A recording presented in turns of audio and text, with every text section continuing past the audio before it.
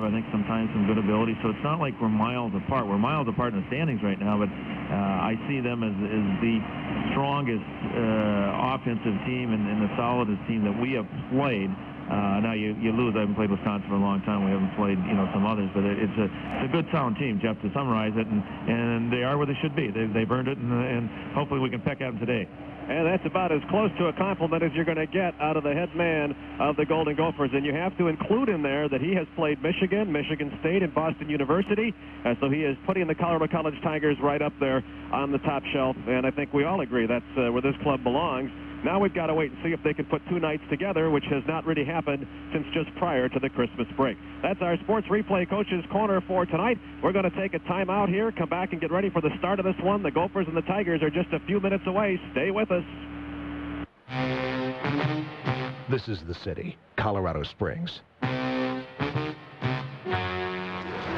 A growing community nestled on the front range of the Rocky Mountains. My name is Friday. It was a Monday morning, a cool, clear day. We received a call to help a person whose cat was stuck in a tree. We arrived at the scene, but our view of the cat and tree was obscured by this beautiful privacy fence. Sign on the fence said, built by Academy Fence. Academy Fence. I've seen this Academy Fence sign all over the city. They build the best fences in the city. All sorts of fences. Privacy, chain link, vinyl, decorative, and more. And that's just the facts. Oh, at 10:30 a.m., that cat jumped out of the tree and crawled over the fence to its owner. Case closed. Academy Fence will build you a fence that will last for years, one that will stand up to Colorado's ever-changing weather. Academy Fence. Stop by their showroom at 4221 Sinton Road. Academy Fence, there in the white pages. The Colorado Springs World Arena. Concerts, Colorado College Hockey, International Ice Skating Championships, auto shows, cultural festivals, and more. You'll soon see it all at the Colorado Springs World Arena. Phase 1 construction, building the ice hall with 2 sheets of ice, is underway with a scheduled completion date of May 1995. Your financial help and public-spirited support will help move the project forward to Phase 2, the construction of the multi-purpose arena. Become a partner with individuals, families, businesses, and your neighbors throughout Colorado Springs by making a tax-deductible contribution. Since this is an El Paso County enterprise zone, a donation of $1,000 or more kicks in a special Colorado tax credit. Depending upon your tax bracket, a gift of $1,000 can cost you as little as $127 after taxes. Now that's putting your money to work for the community. For more information, contact the Colorado Springs World Arena at 577-5724. That's 577-5724. Back live at the Mariucci Arena, now just a few moments away from the start of the final regular season meeting of Colorado College and the University of Minnesota. Down on the ice, the Gophers are being introduced, their starting lineup, and Jeff Callanan will again be in goal tonight.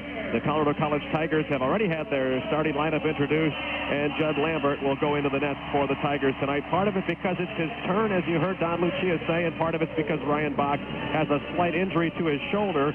We were told initially it might be some equipment problems, but it was equipment problems that caused the injury to his shoulder. So he is available to play if necessary, but Judd Lambert is getting the call based on his performance against Minnesota on Saturday night back in December. But now, before we get started, the playing and singing of our national anthem.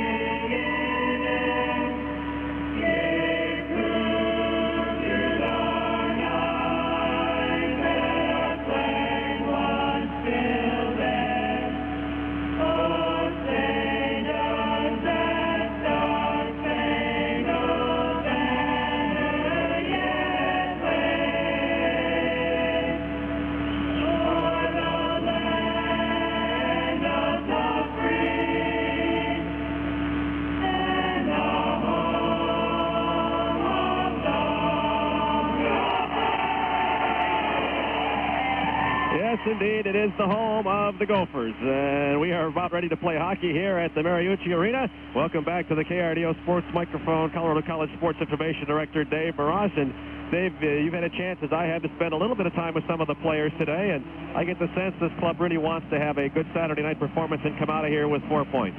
Well, the team does want to have a good Saturday night performance for the first time in the last 3 weeks. Last 2 Saturdays haven't been very satisfying for anybody involved with the program, and Tigers are very confident that they can find the remedy for that dilemma here tonight. Interesting, doing a little research today. Went back to check on the points that were scored by those players who graduated last year and looked at the production of the players who returned plus the newcomers. Last year, the graduating seniors walked away with 92 total points. We still have about a third of the season left, and between the freshmen who have played and the underclassmen becoming upperclassmen, they've made up 84 of those 92 points. That's a significant step forward by this developing hockey club. It's just part of an overall offensive situation where the Tigers have been scoring a lot more goals as a team, too. A lot of empty seats here tonight at the moment. It may just be a late arriving crowd, but it's also much quieter in here tonight, Dave, at the start of this one than it was last night. A lot of people might have been at the basketball game today instead of hockey. That's a part of it, but I know that this crowd left here very disappointed, and it's a Gopher hockey team last night. They've won only 3 of their last 11 WCHA games. They have suffered 6 one-goal losses, and it's been their history that when it comes down to a one-goal game, they're usually getting the W rather than the L. But Colorado College may have not only won a game here, but broken their spirit to a degree last night. And you look at the replay of some of the opportunities the Gophers had last night, Jeff, and Ryan Bach made some spectacular saves. That puck was on the goal line 3 or 4 times in the game when the Gophers were within inches of scoring. Well, it's time now for the fastest game in America. The Western Collegiate Hockey Association. We're underway Saturday night style at the Mariucci Arena. Puck dumped into the Tiger end after the faceoff went into the Gopher end. Judd Lambert swats it to the far side to John Steiner. He sends it behind the net. It comes right in front of the net, and Lambert has to get it out. Now the Tigers take it back towards the net. The Gophers have a scoring opportunity, but Bell is bottled up by Steiner. Puck comes free along the end boards. Gopher crowd here wants a call. But the Tigers, quite frankly, have done nothing wrong. One of the Tigers has lost his stick. Here's a shot to the slot. Now a wraparound attempt. Lambert gets right on top of it and covers up. And now Ferns puts an elbow into the chest of Brian Bonin. And John Steiner is going after Scott Bell, who came in on top of Ferns after the initial contact. And we've got flared tempers here in the first 30 seconds of play. And right away, in the first minute here, the Gophers try that wraparound, which they tried on half a dozen occasions last night. It didn't work. Ryan Bach made some big saves on the wraparound, especially on freshman defenseman Mike Crowley last night. And the penalty doors. Judd Lambert starts out with a big save on Scott Bell trying the wraparound. Tigers are going to lose a pair of players here, both Steiner and Ferns to the box. And there go 2 captains in the first 40 seconds of play. We're just 40 seconds in. 19:20 to go, and Minnesota gets the first power play with a 4-on-3 advantage here in period number 1. Bonin joins them in the penalty box. So a flurry of contact, and John Steiner coming in after the play to get a shot at Scott Bell. And the Tigers go shorthanded right off the bat here. We'll pause for 30 seconds while the officials explain to Assistant Captain Chad Remical and R.J. Engel what's going on down below. We'll be back in 30 seconds. This is Tiger Hockey on Sports Radio. Let Whitney Electric include you as a satisfied customer. Since 1913, Whitney Electric has been serving Colorado Springs and is proud of the continuing commitment to the area. No job is too small for the highly trained electricians of Whitney Electric. On call 24 hours a day to repair any type of electrical problem. From light fixtures to circuit breakers to full remodels, you can count on Whitney Electric to give you old-fashioned reliability with modern service. Phone 473-4212 for Whitney Electric. Back at the Mariucci Arena, they have sorted things out. It will not be a 4-on-3 for the Gophers. It'll be a 5-on-4, but a power play nonetheless, as the Tigers lose John Steiner and Kent Ferns. Gophers win the draw to the top to Crowley, far side to Treble, then down low. Gophers move in, put it in on the net, shoot and score. And the Gophers end their power play futility streak Today I heard the updated total was 37 without a goal. On the 38th power play, the Gophers scored. They wasted only 7 seconds off the face-off. The Gophers are on top 1-0. And it's just a matter of the law of averages finally catching up with the Tigers here. They killed 5 Minnesota power plays last night, and Gophers wasted no time setting that up. Justin McHugh getting the goal. And it is Minnesota 1, Colorado College nothing. But that's the way it started last night. And we'll see if it turns in the Tigers' favor as it did last night. 1-0 Minnesota power play goal. Gophers have it dumped into the Tiger end, or rather into their own end by CC. Now they clear it up along the near boards, but CC keeps it in. Needham through the slot, knocked down in traffic. Gophers get out 2-on-2, but the Tigers swipe the puck at the center ice faceoff circle. Dump it into the near corner of the Gopher zone. Dug out behind the net by LaFleur, near side to Checo. Checo leaves it for Crowley. Crowley heads out of the zone. Ahead to Andy Brink. Tigers break it up in front of the Gopher bench, but the Gophers in a line change have to leave the puck at their own blue line. LaFleur picks it up, sends it in deep, and the Tigers will try to dig it out. They do along the near boards. Long clearing pass, misfires as the Tigers are making a line change. Now up with the puck come the Gophers. They bring it high in the Tiger zone. Pushed out by Calvin Elfring. Tigers back 3-on-2. Left wing Travis Shane gets inside. Now pulls up to the far board. Swats it into the corner to R.J. Inga. R.J. lets it slide behind the net. Going after it is Hartnell. He's held up by the Gophers in the corner. Can't even get a stick or a skate on it. Now Treble, a no-look behind the back to get it out. Shane intercepts, fires the wrist shot. Callan in the save. Oh, penalty coming to Minnesota. They've got one of the Tigers, Chad Hartnell, bottled up, and a holding call will come against Hankinson. And the Tigers will, Hankinson, and the Tigers will get a power play to try and equalize things here with 17:55 remaining.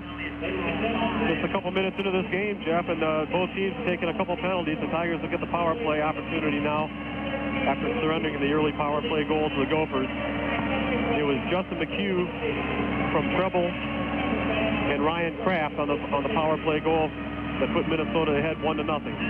And for McHugh, it is his 14th goal of the season, his second of the series. He had a goal and an assist last night. Tigers now go on the power play here with 17:55 remaining. Tonight's game brought to you in part by Rampart Plumbing and Heating Supply Company, Rookies, Game Day, Sports Replay, The Sheraton, Whitney Electric, American Telecasting, and Lovett and Associates Realtors. We're proud to have them as sponsors of Tiger Hockey, and they are proud to be bringing tonight's game your way on Sports Radio. Tigers will line up for the face-off in the Minnesota zone. Near circle. Ryan Raynard out to try and win the draw. Gophers pick it up, send it deep into the Tiger zone. CC with a 5-on-4 advantage. Lambert picks it up behind the net, slides it ahead to Colin Schmidt. Up comes the junior from Regina.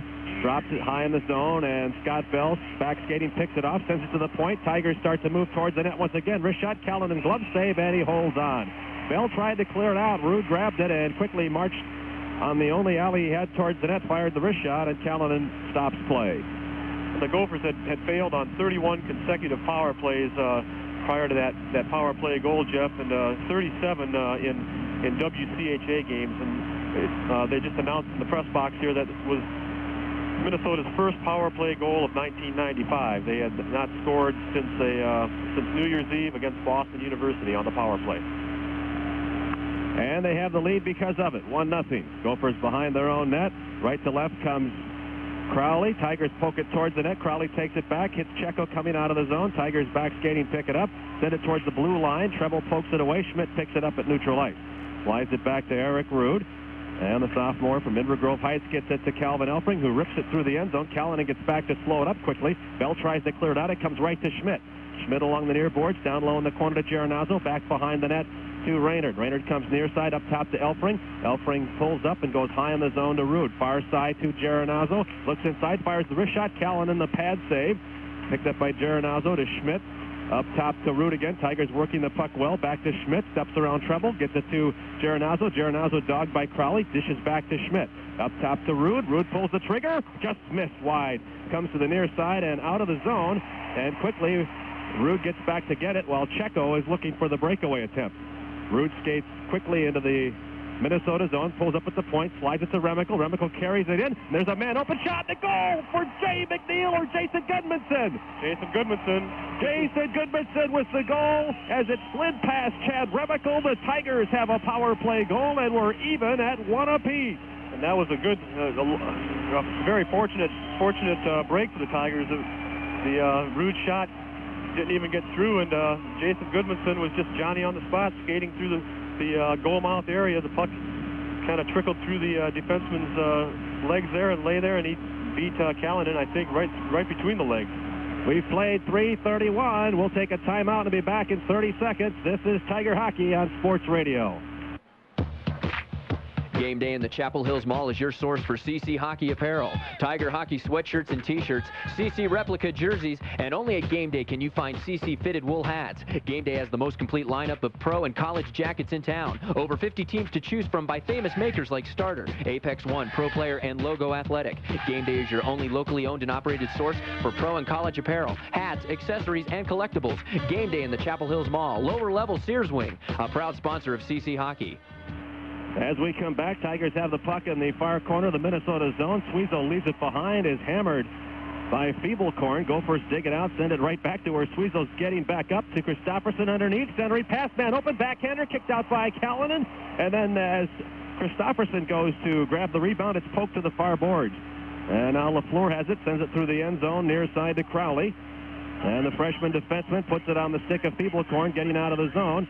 Comes up along the near boards. Tigers intercept, send it back in. It rolls slowly into the Minnesota end along the near boards. Hankinson backs it out of the zone. It is grabbed there by Woog. As he tries to dump it into the Tiger zone, it's picked up by Elfring, sent towards Enga. Ricochets right back to Calvin, and then he dumps it in deep, and the Tigers are offside. Colorado College 1, Minnesota 1. We are in the first period. We have played not quite 5 minutes, 4 minutes and 48 seconds. And the Tigers counter the Gophers' power play goal to get even at 1 apiece with their own power play goal. And Dave, two teams that had been struggling somewhat on the power play use that type of situation to get on the board early tonight. Well, they're both 1 for 1 so far, and the Tigers' power play goal at 3:31 of the opening period. Goodmanson from Chad Remickle and Eric Rude ties the game. Gophers had scored just 47 seconds in case you've just joined us. But Jason Goodmanson, as Dave pointed out, countered with his 10th goal of the season, and we are even at 1, and we'll face off in the center ice face-off circle now with 15-12 remaining in the first period. Enga wins the draw, and quickly Shane picks up the puck to Rude, tries to dump it in. Treble intercepts, goes far side to Hankinson, fans on it. Enga dumps it into the corner. Treble's there waiting for it, backhands it near side to Godbout, who rips it up along the near boards. Hankinson tries to get it out. Rude intercepts, tries to hit Hartnell, but Hartnell was not looking, and it goes all the way through to the far corner. Hartnell's after it, just misses connecting with Enga, and the Gophers come up with it, put it to neutral ice. Rude knocks one man off the puck, then takes it away from another. Ahead to Enga off the far boards. RJ is ridden into the boards. Gophers carry it back to their own zone to get free, and then lose control near side. Godbout gets it out to the blue line, and Rude delivers another hit. Up with it comes Hankinson. Gophers in 2-on-2. Here's Rude with a shot. Lambert the save. Rebound comes right to Calvin Elfring. Slides it ahead to Hartnell. Hartnell gets control of the puck, tries to hit Travis Shane, and as he does, the pass misfires, and we got a whistle and a stoppage of play. There has been a raft of debris come out from the penalty box onto the ice, and apparently one of the referees has been cut, and there he is. Not debris, it's blood. Bleeding profusely. It looked like confetti. There's so many little particles of it over there in front of the penalty box that we thought maybe someone tossed something out, but he is bleeding, and now the Minnesota trainer is out to look at John Campion, the linesman who has been cut, and they'll attend to him, so we'll pause for 30 seconds and return. Back in 30 seconds, this is Tiger Hockey on Sports Radio. Hit the sweet spot with Sky Sox Baseball in 1995. Sky Sox Stadium's the perfect spot to enjoy professional baseball action with all your family and friends. And right now, you can purchase a special discounted ticket book for Sky Sox Baseball in 95. It's a great way to see the Sox when you want to, and it's a great savings off the regular box office price. Discounted Sky Sox ticket books on sale now for a limited time only. Call the Sky Sox for details. Check the white pages under Sky Sox Baseball.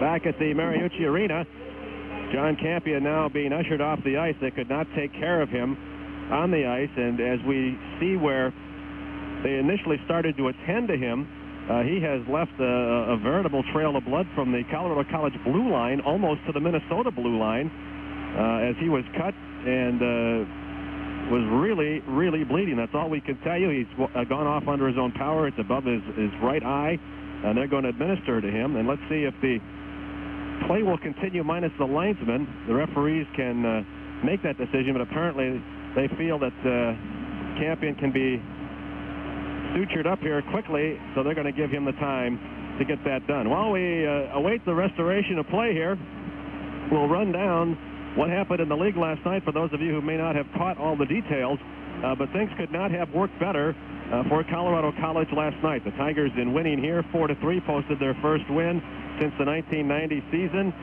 here in Minneapolis, St. Paul. Remarkably, they're 1-0. They're undefeated in this building because all the other games had been played in the old Mariucci barn. And while that happened, second place Denver knocked off by last place Alaska Anchorage by a score of 6-4. University of Wisconsin playing up at the Lakeview Arena in Marquette, Michigan, 1-1 tie with the Wildcats of head coach Rick Comley. So Wisconsin lost a point to the Tigers while Denver dropped 2 points behind. Minnesota, of course, fell 2 points behind. Then North Dakota, which was sitting in 5th place, wound up losing and big to St. Cloud as the Huskies got very healthy all of a sudden in their National Hockey Center victory of 9-2 over the Fighting Sioux last night. Now what that did is it put St. Cloud within 6 points of second place all the way down in 8th place. So it's really starting to bunch up between 2nd and 8th place.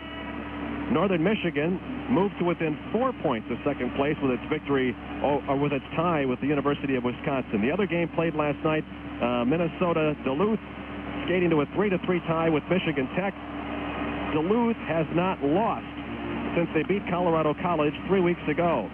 They won and tied last weekend and then tied Michigan Tech last night. So the Duluth Bulldogs got very, very healthy with their win over Colorado College, and now have gone unbeaten in their last 4 games. 14:25 left here in the first period of play. We have a 1-1 draw here, Dave. While you hate to see something like this happen to anybody, let alone a linesman or a referee, it certainly has quieted down the house. Minnesota got the first goal of the night, and the crowd came to life. The Tigers countered that, and now we have almost a scrimmage-like atmosphere in here where everybody's just kind of waiting to see what will happen on the ice. Nobody really confident, even though this is Minnesota, that the Gophers are the better team, and everybody waiting to see how much Colorado College can put out there tonight. And as you pointed out earlier, there are still a lot of empty seats here at Mariucci Arena tonight. A lot of no-shows. The game will go down officially as a sellout because there are looks like there's quite a few standees that bought standing room tickets and everything, but there are an awful lot of no-shows here, and the Tigers kind of quieted them down by coming back with that power play goal by Jason Goodmanson. This may also, the lack of a full house here and many no-shows may also indicate a growing concern that this community and this college has for its head coach, Doug Woog. He's been through a number of rough spots this year. The league has looked into his behavior on 2 occasions. We know of one disciplinary action taken in the instance where he thought Peter Geronazzo ought to be a marked man this weekend. We have not yet heard how the league is dealing with his comments about Northern Michigan to a Madison reporter last week. But we have heard from a number of what I would say reliable sources and very veteran observers that Doug Woog is a man under scrutiny right now, and who'd have thought that as early as the start of the season, Dave? Well, it's a very unlikely scenario for a man who's got one of the greatest winning percentages ever in college hockey, and Gophers are a good hockey team, and Doug Woog is a little exasperated at what's been going wrong. They've been playing well. He's been real happy with the way the emotion they've shown, the intensity that they've been playing with. They just can't seem to score goals, and we saw it last night in a game where they completely dominated the first 10 minutes and most of the first period, and it was scary from the Tigers' point of view because the Gophers were just flying, but they didn't put any pucks in the net except one, and had the 1-0 lead, and we felt all night that once the Tigers had weathered that storm, that things were going to get better, and indeed they did. And the Gophers from then on missed several other scoring opportunities where the puck literally lay within an inch from the goal line, and they weren't able to put it past Ryan Bach. And Ryan Bach played a great game last night, but as Doug Woog pointed out in the local papers today, the Gophers have been making every goalie look like an All-American.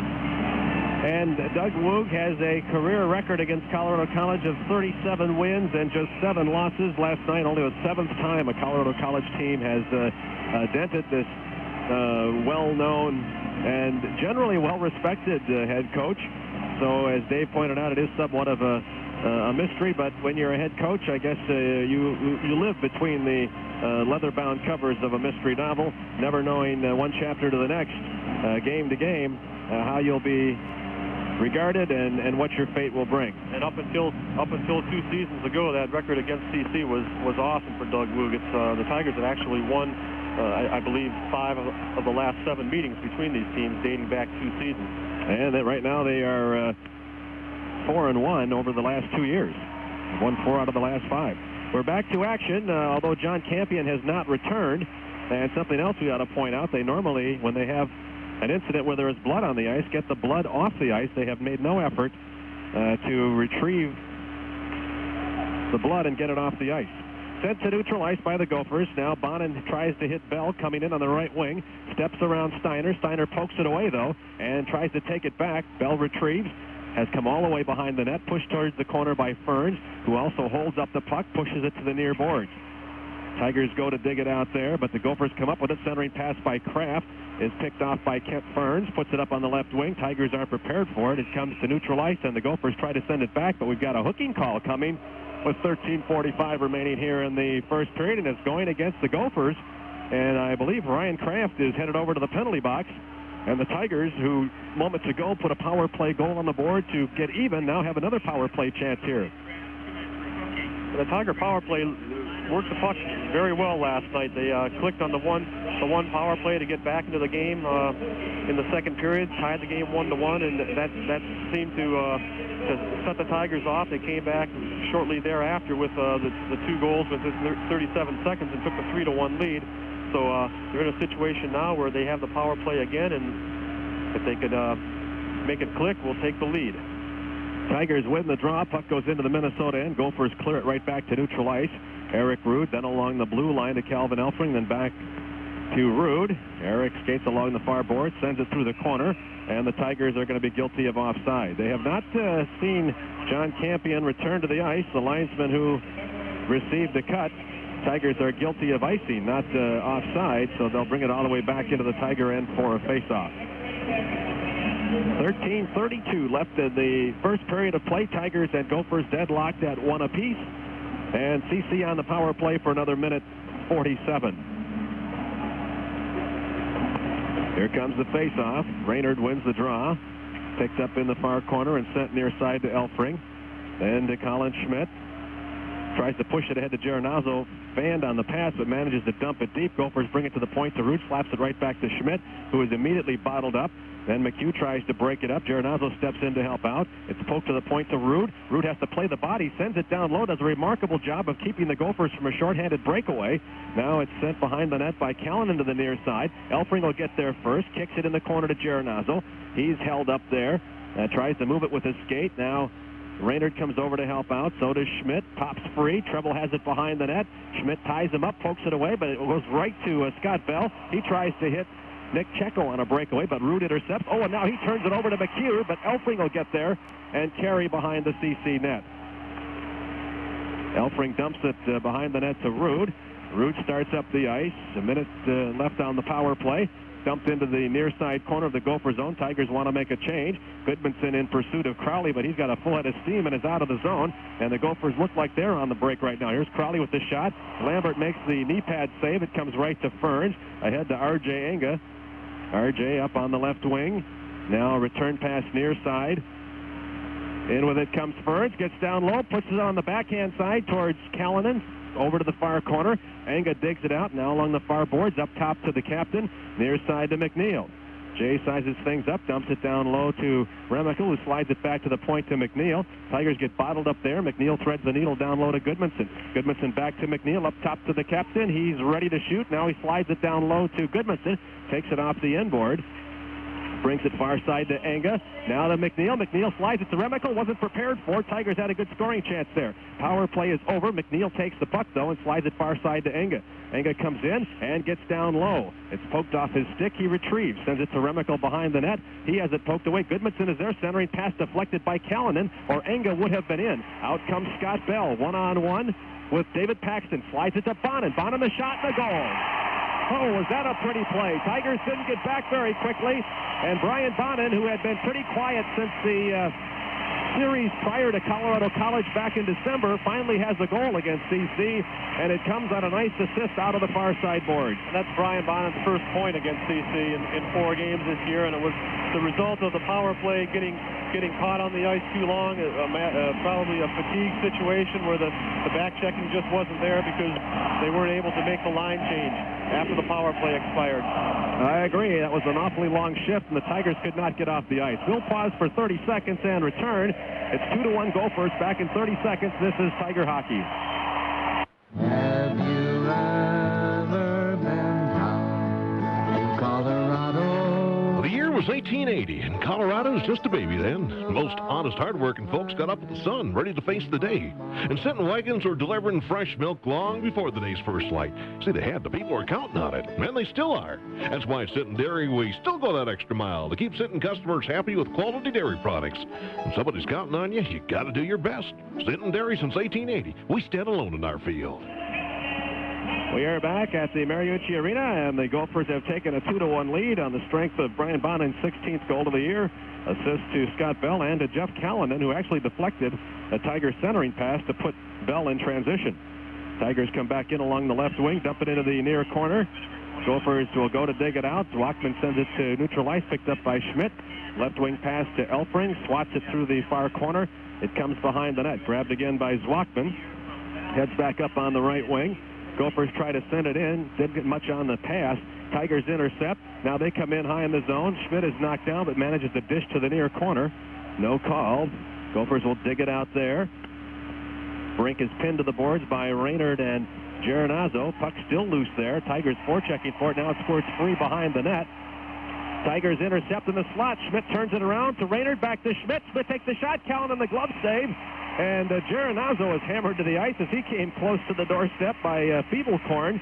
And Callanan's glove save stops play. And the Geronazzo-Schmidt Raynard line generating another quality scoring opportunity for the Tigers there, and Jeff Callanan had to be sharp. Jeff Callanan got an assist on the Minnesota goal, and a situation where Bonin was actually the trailer on the play, and Scott Bell, instead of making the pass to his left wing, Ryan Kraft, who was tied up by Jay McNeil, back checking, hit Bonin, who was trailing through the slot, and Bonin had all the time in the world to pick a spot and beat Judd Lambert. And you're not going to stop a guy that shoots like that. Along the far boards in the Minnesota zone, Shane works it through the corner, tries to center. Callanan pokes it away. Gophers pick it up, try to get in transition. Not before Kent Burns slaps it back towards the corner. Now Feeblecorn and Treble get tied up, and that allows Shane to carry right back into the corner. It squirts free, heads for the back area of the net. Grabbed there by the Gophers. Jason Godbout starts up on the left wing. Pushes it to neutral ice, still stick handling, now dumps it deep. It rims the end zone, got a whistle, and maybe an icing call coming here. One referee waved it off, and the other referee, Mark Thomas, I believe, said it was icing. So we'll take a break while they reset. We'll be back in 30 seconds. This is Tiger Hockey. Hi, Marty Wakeland here. When I played goalie for the Tigers in the 80s, I had dreams of the big save. Today, the dreams and the goals have come together with the new and used sporting goods I sell at Sports Replay. Big savings for my customers. Our newly expanded store in the Shops of the Bluffs has a ski service shop, fitness machines, individual and team sports equipment, you name it. Stop by and talk to one of our equipment specialists. We'll help fit your size and the size of your budget. Stay in the game at Sports Replay. Into the Tigers zone. Here's Bonin, centering pass, man open, and Scott Bell fans on the shot. Lambert would not have been back. Tigers quickly get in. It comes off the stick of McNeil into the Minnesota zone, and Jay precedes the puck, so he's got to let it slide. Gophers will get it out. Tigers go after it in the far corner. Kraft comes up with it, wants to center. It comes right to Eric Rude. Eric's had a nice series for CC this weekend. Ahead to Goodmanson. It's ahead of him, and it's picked up near side by Crowley at neutral ice. Dumped in deep by Kraft. Runs through the near corner as the Gophers make a change. Tigers pick it up, carry it behind their own net. Lead pass hits Ryan Raynard in the skate. Grabbed by Schmidt, but then he is really leveled at neutral ice. Tigers dump it in. Now Schmidt retrieves. Centers. Man open. Raynard can't pull the trigger because he lost the puck, but he does keep it alive. Needham fires. It's deflected and just misses going in the near side of the net. Gophers' Zwackman pokes it to neutral ice. Picked up near side by Paxton. Tries to dump it back in. He's hammered. Zwackman picks it up on the right wing. Looking for Hankinson. It's broken up by Colin Schmidt. Hankinson digs it out far side. Can't do anything with it. Schmidt picks it up ahead to Raynard. Raynard stick handling. Loops it on the right wing to Paxton, who is coming in. Oh, collides with one of the Gophers. Leaves the puck behind. And now the two of them remain tangled up in the Gopher zone as Minnesota gets back the other way. Checo will circle the net. Thinks wraparound. Now comes to the near corner and pulls up. Dumps it back down low to Andy Brink. Brink up along the near side. Brings it to the near side boards and then clears it out on himself. And the Gophers have to go back and regroup, and it gives the Tigers a chance to make an easy line change. Ahead to Brink from Treble, way ahead of the play. No icing call. It's waved off. Burns leaves it for Steiner. Puts it up on the left wing, broken up by Minnesota. Now Steiner has to pin the Gophers to the board so R.J. Enga can get to the puck. He does. Puts it on the left wing for Travis Shane. Dumps it deep. Loops around Treble to go after it. Controls it with his skate. Kicks it back towards the corner. Hartnell in there battling for it as well, but it is Treble who emerges. Comes right to left behind the net, puts it on the right wing for Andy Brink. Brink will send a soft shot wide of the mark into the corner so the Gophers can change up. Tigers dig it out behind the net, send it to the far side. Long lead pass trying to thread the needle to Stuart Bodker. It's knocked away by LaFleur, picked up by Crowley. Crowley sends it in slowly into the near side corner. Gophers will set up the forechecking now. Kent Ferns bats it quickly to the far side. LaFleur keeps it in at the point. Now down low in the corner to Godbout. Into the slot to Feeblecorn, who takes a quick one-timer that's deflected in traffic near side. Tigers will get it in the corner. They don't clear it out. Crowley fakes the shot at the point, drops it down low to Feeblecorn. Feeblecorn loses an edge, and the Tigers will get out 3-on-2. It's Ferns leading the rush now on the left wing. In comes Christopherson, and he gets hemmed in by LaFleur, and then Callanan pushes it to the far boards. Gophers clear to neutral ice. Now a touch pass into the heart of the Tiger zone, broken up by Rude, and backed out of the zone by Bodker. Grabbed by LaFleur in the center ice faceoff circle, dumped into the near corner. Rude will get it with 6:14 to go in the first period, and the Gophers leading 2-1. Long lead pass out of the zone to Christopherson, who fires from the blue line. Rebound comes all the way to the near side to McNeil. Centering pass flipped away. Jason Goodmanson gets back to it and swats it quickly back into the far corner of the Gopher end. Minnesota bats it to the far boards. Scott Bell will get out of it. Gophers try to get in transition. They turn it over off the skate of one of the Tigers. Callanan sends it behind the net near side. Penalty coming to Minnesota as they get a splash on the Tigers' Chad Remical. It's pinned along the boards. Emerging with it is McNeil. Oh, they blew the whistle a hair's breadth too soon. And the Tigers will get the break. Oh, no, wait a minute. Are they going to call coincidentals on this? Chad Remical is talking to the referee as though there may be a pair of players going off. No, I think Chad Remical might be the only player going off, and it looked like he was the one who got splashed, but they're going to say he was the perpetrator. Well, that's an interesting reversal with 5:42 to go here in the first period. It appeared to me that Zwackman slashed Remical so hard that he lost his stick. I'd have to agree with that. But it is Remical with the slash, and now instead of having the power play, the Gophers will go on the man advantage. Well, in all fairness to the officials, they have been working there, serving as linesmen and referees for a while. John Campion, the linesman, is back with stitches in his head. He must have just come back on. Perhaps the referees can now concentrate on their aspect of the game. Now let's see if the Tigers can kill this penalty here. Draw is won by Minnesota. It squirts back into the Tigers zone. Kent Ferns picks it up, sends it back in. After it goes Treble, leaves it behind in the near corner for Crowley. Heads up through his own zone. Long right wing pass to Bonin, who has one of the two goals. Steps around one man. Now sends it near side to Crowley, but he wasn't expecting the pass. and it goes all the way through the corner. Gophers bring it back up along the near boards. Ryan Kraft up top to treble. Here's the drive. It hits Bonin breaking through the slot. Comes to the far side. Bonin takes down one of the Tigers to the delight of the crowd. Up top to treble. Wrist shot knocked down in traffic. Bell has it down on the slot shot. Big save by Lambert, who was in point-blank range with Bell breaking in from the heart of the slot. And the Gophers did a good job of keeping the puck in and working it into the goal mouth area. And Scott Bell found the puck right on his stick about 8 feet in front of Judd Lambert and picked his spot. And Judd flashed that catching glove, and pulled it out of the air. Tigers have a minute 21 left to kill on this Minnesota man advantage. Lambert making the save with the glove, and Bonin being cast away from the net by Chad Hartnell. Faceoff will come far circle in the Colorado College end. 2-1 Gophers. Power play goal for each team, and then Bryan on a 2-on-1 rush from Scott Bell for the go-ahead at the moment. Tigers get it out of the zone, and now Suizo's in a foot race with Godbout for the puck, trying to create something shorthanded. Godbout has to leave it in his own end zone. It's picked up by LaFleur. Left wing pass to Woog. Controls, comes in at the left point, pulls up, now slowly rolls it towards the corner. Paxton pushes it away from a pair of Gophers. Eric Root picks it up. Oh, tries to get it out of the zone, turns it over, and LaFleur takes the drive, but Lambert kicks to the far side.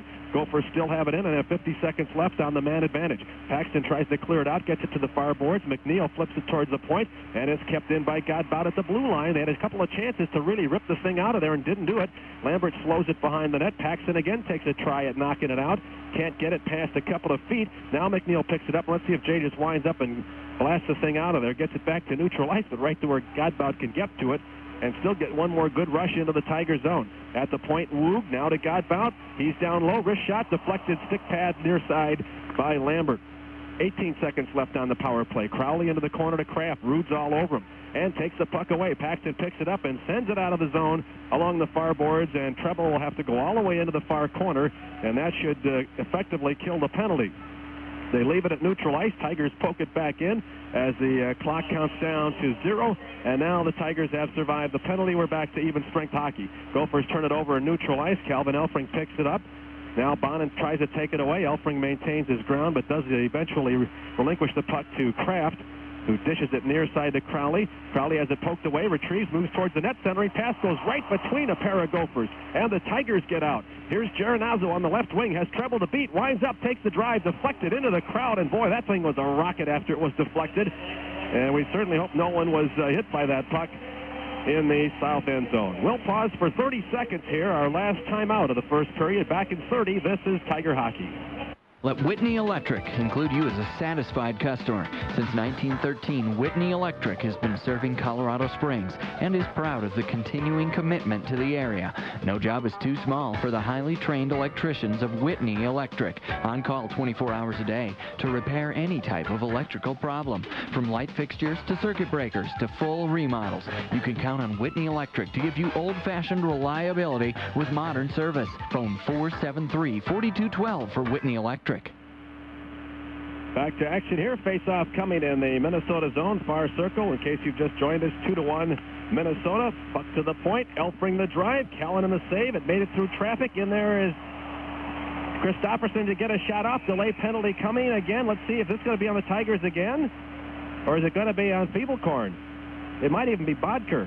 They've been pointing at a couple of players who are working side by side, and maybe even coincidental. Yes, it Bodker's is. Going. Bodker and Zlockman. The original penalty was to Zachman, and I think Bodker picked his up after the penalty was called to Zlockman for holding or. Anyways, we're going to see a pair of players in the box. We're going to skate 4-on-4. 3:06 left in the period. We played 6:54, 17. Stuart Bodker in the box for Colorado College, and Zlockman for the University of Minnesota. A pair of minors, and we'll skate 4-on-4. Tripping call on Bodker, and Zlockman's call is a hold. So they'll face off in the near circle of the Minnesota zone. Remical looks to win the draw, but it is McHugh who does the honors in the corner to treble. Far side to Crowley. Now up along the right wing boards to Nick Checo. Stick handles through the center ice face-off circle. Wants to come in at the point, but there are 4 players there that shut off the alley, and he has to go back into his own zone, dishing to treble. Return pass to Checo. Leaves it at neutral ice, picked up by Needham. Ahead to McNeil. He's tripped up, loses the puck. Treble picks it up. Now near side to Crowley, and the Gophers come back 3-on-3. Crowley going 1-on-1 with Elfring. Elfring works him to the corner. Now Crowley's behind the net. Wants to center. Got a man open, and he just misses connecting with Treble. And while the Gophers gather in the puck again, the Minnesota Defense Corps has not had a goal since the weekend at Colorado College back in December.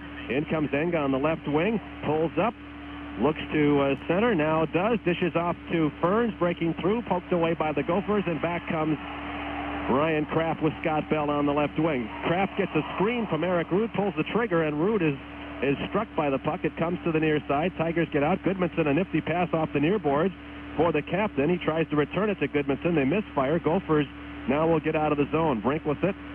Looks to split the defense. Now dishes on the right wing to Bell. Centers. It's deflected behind the net with 1:50 to go in the first period. Goodmanson takes it away as Ferns ties up Kraft behind the net. Goodmanson comes in high in the Minnesota zone. Looks to split the defense. Loses the puck.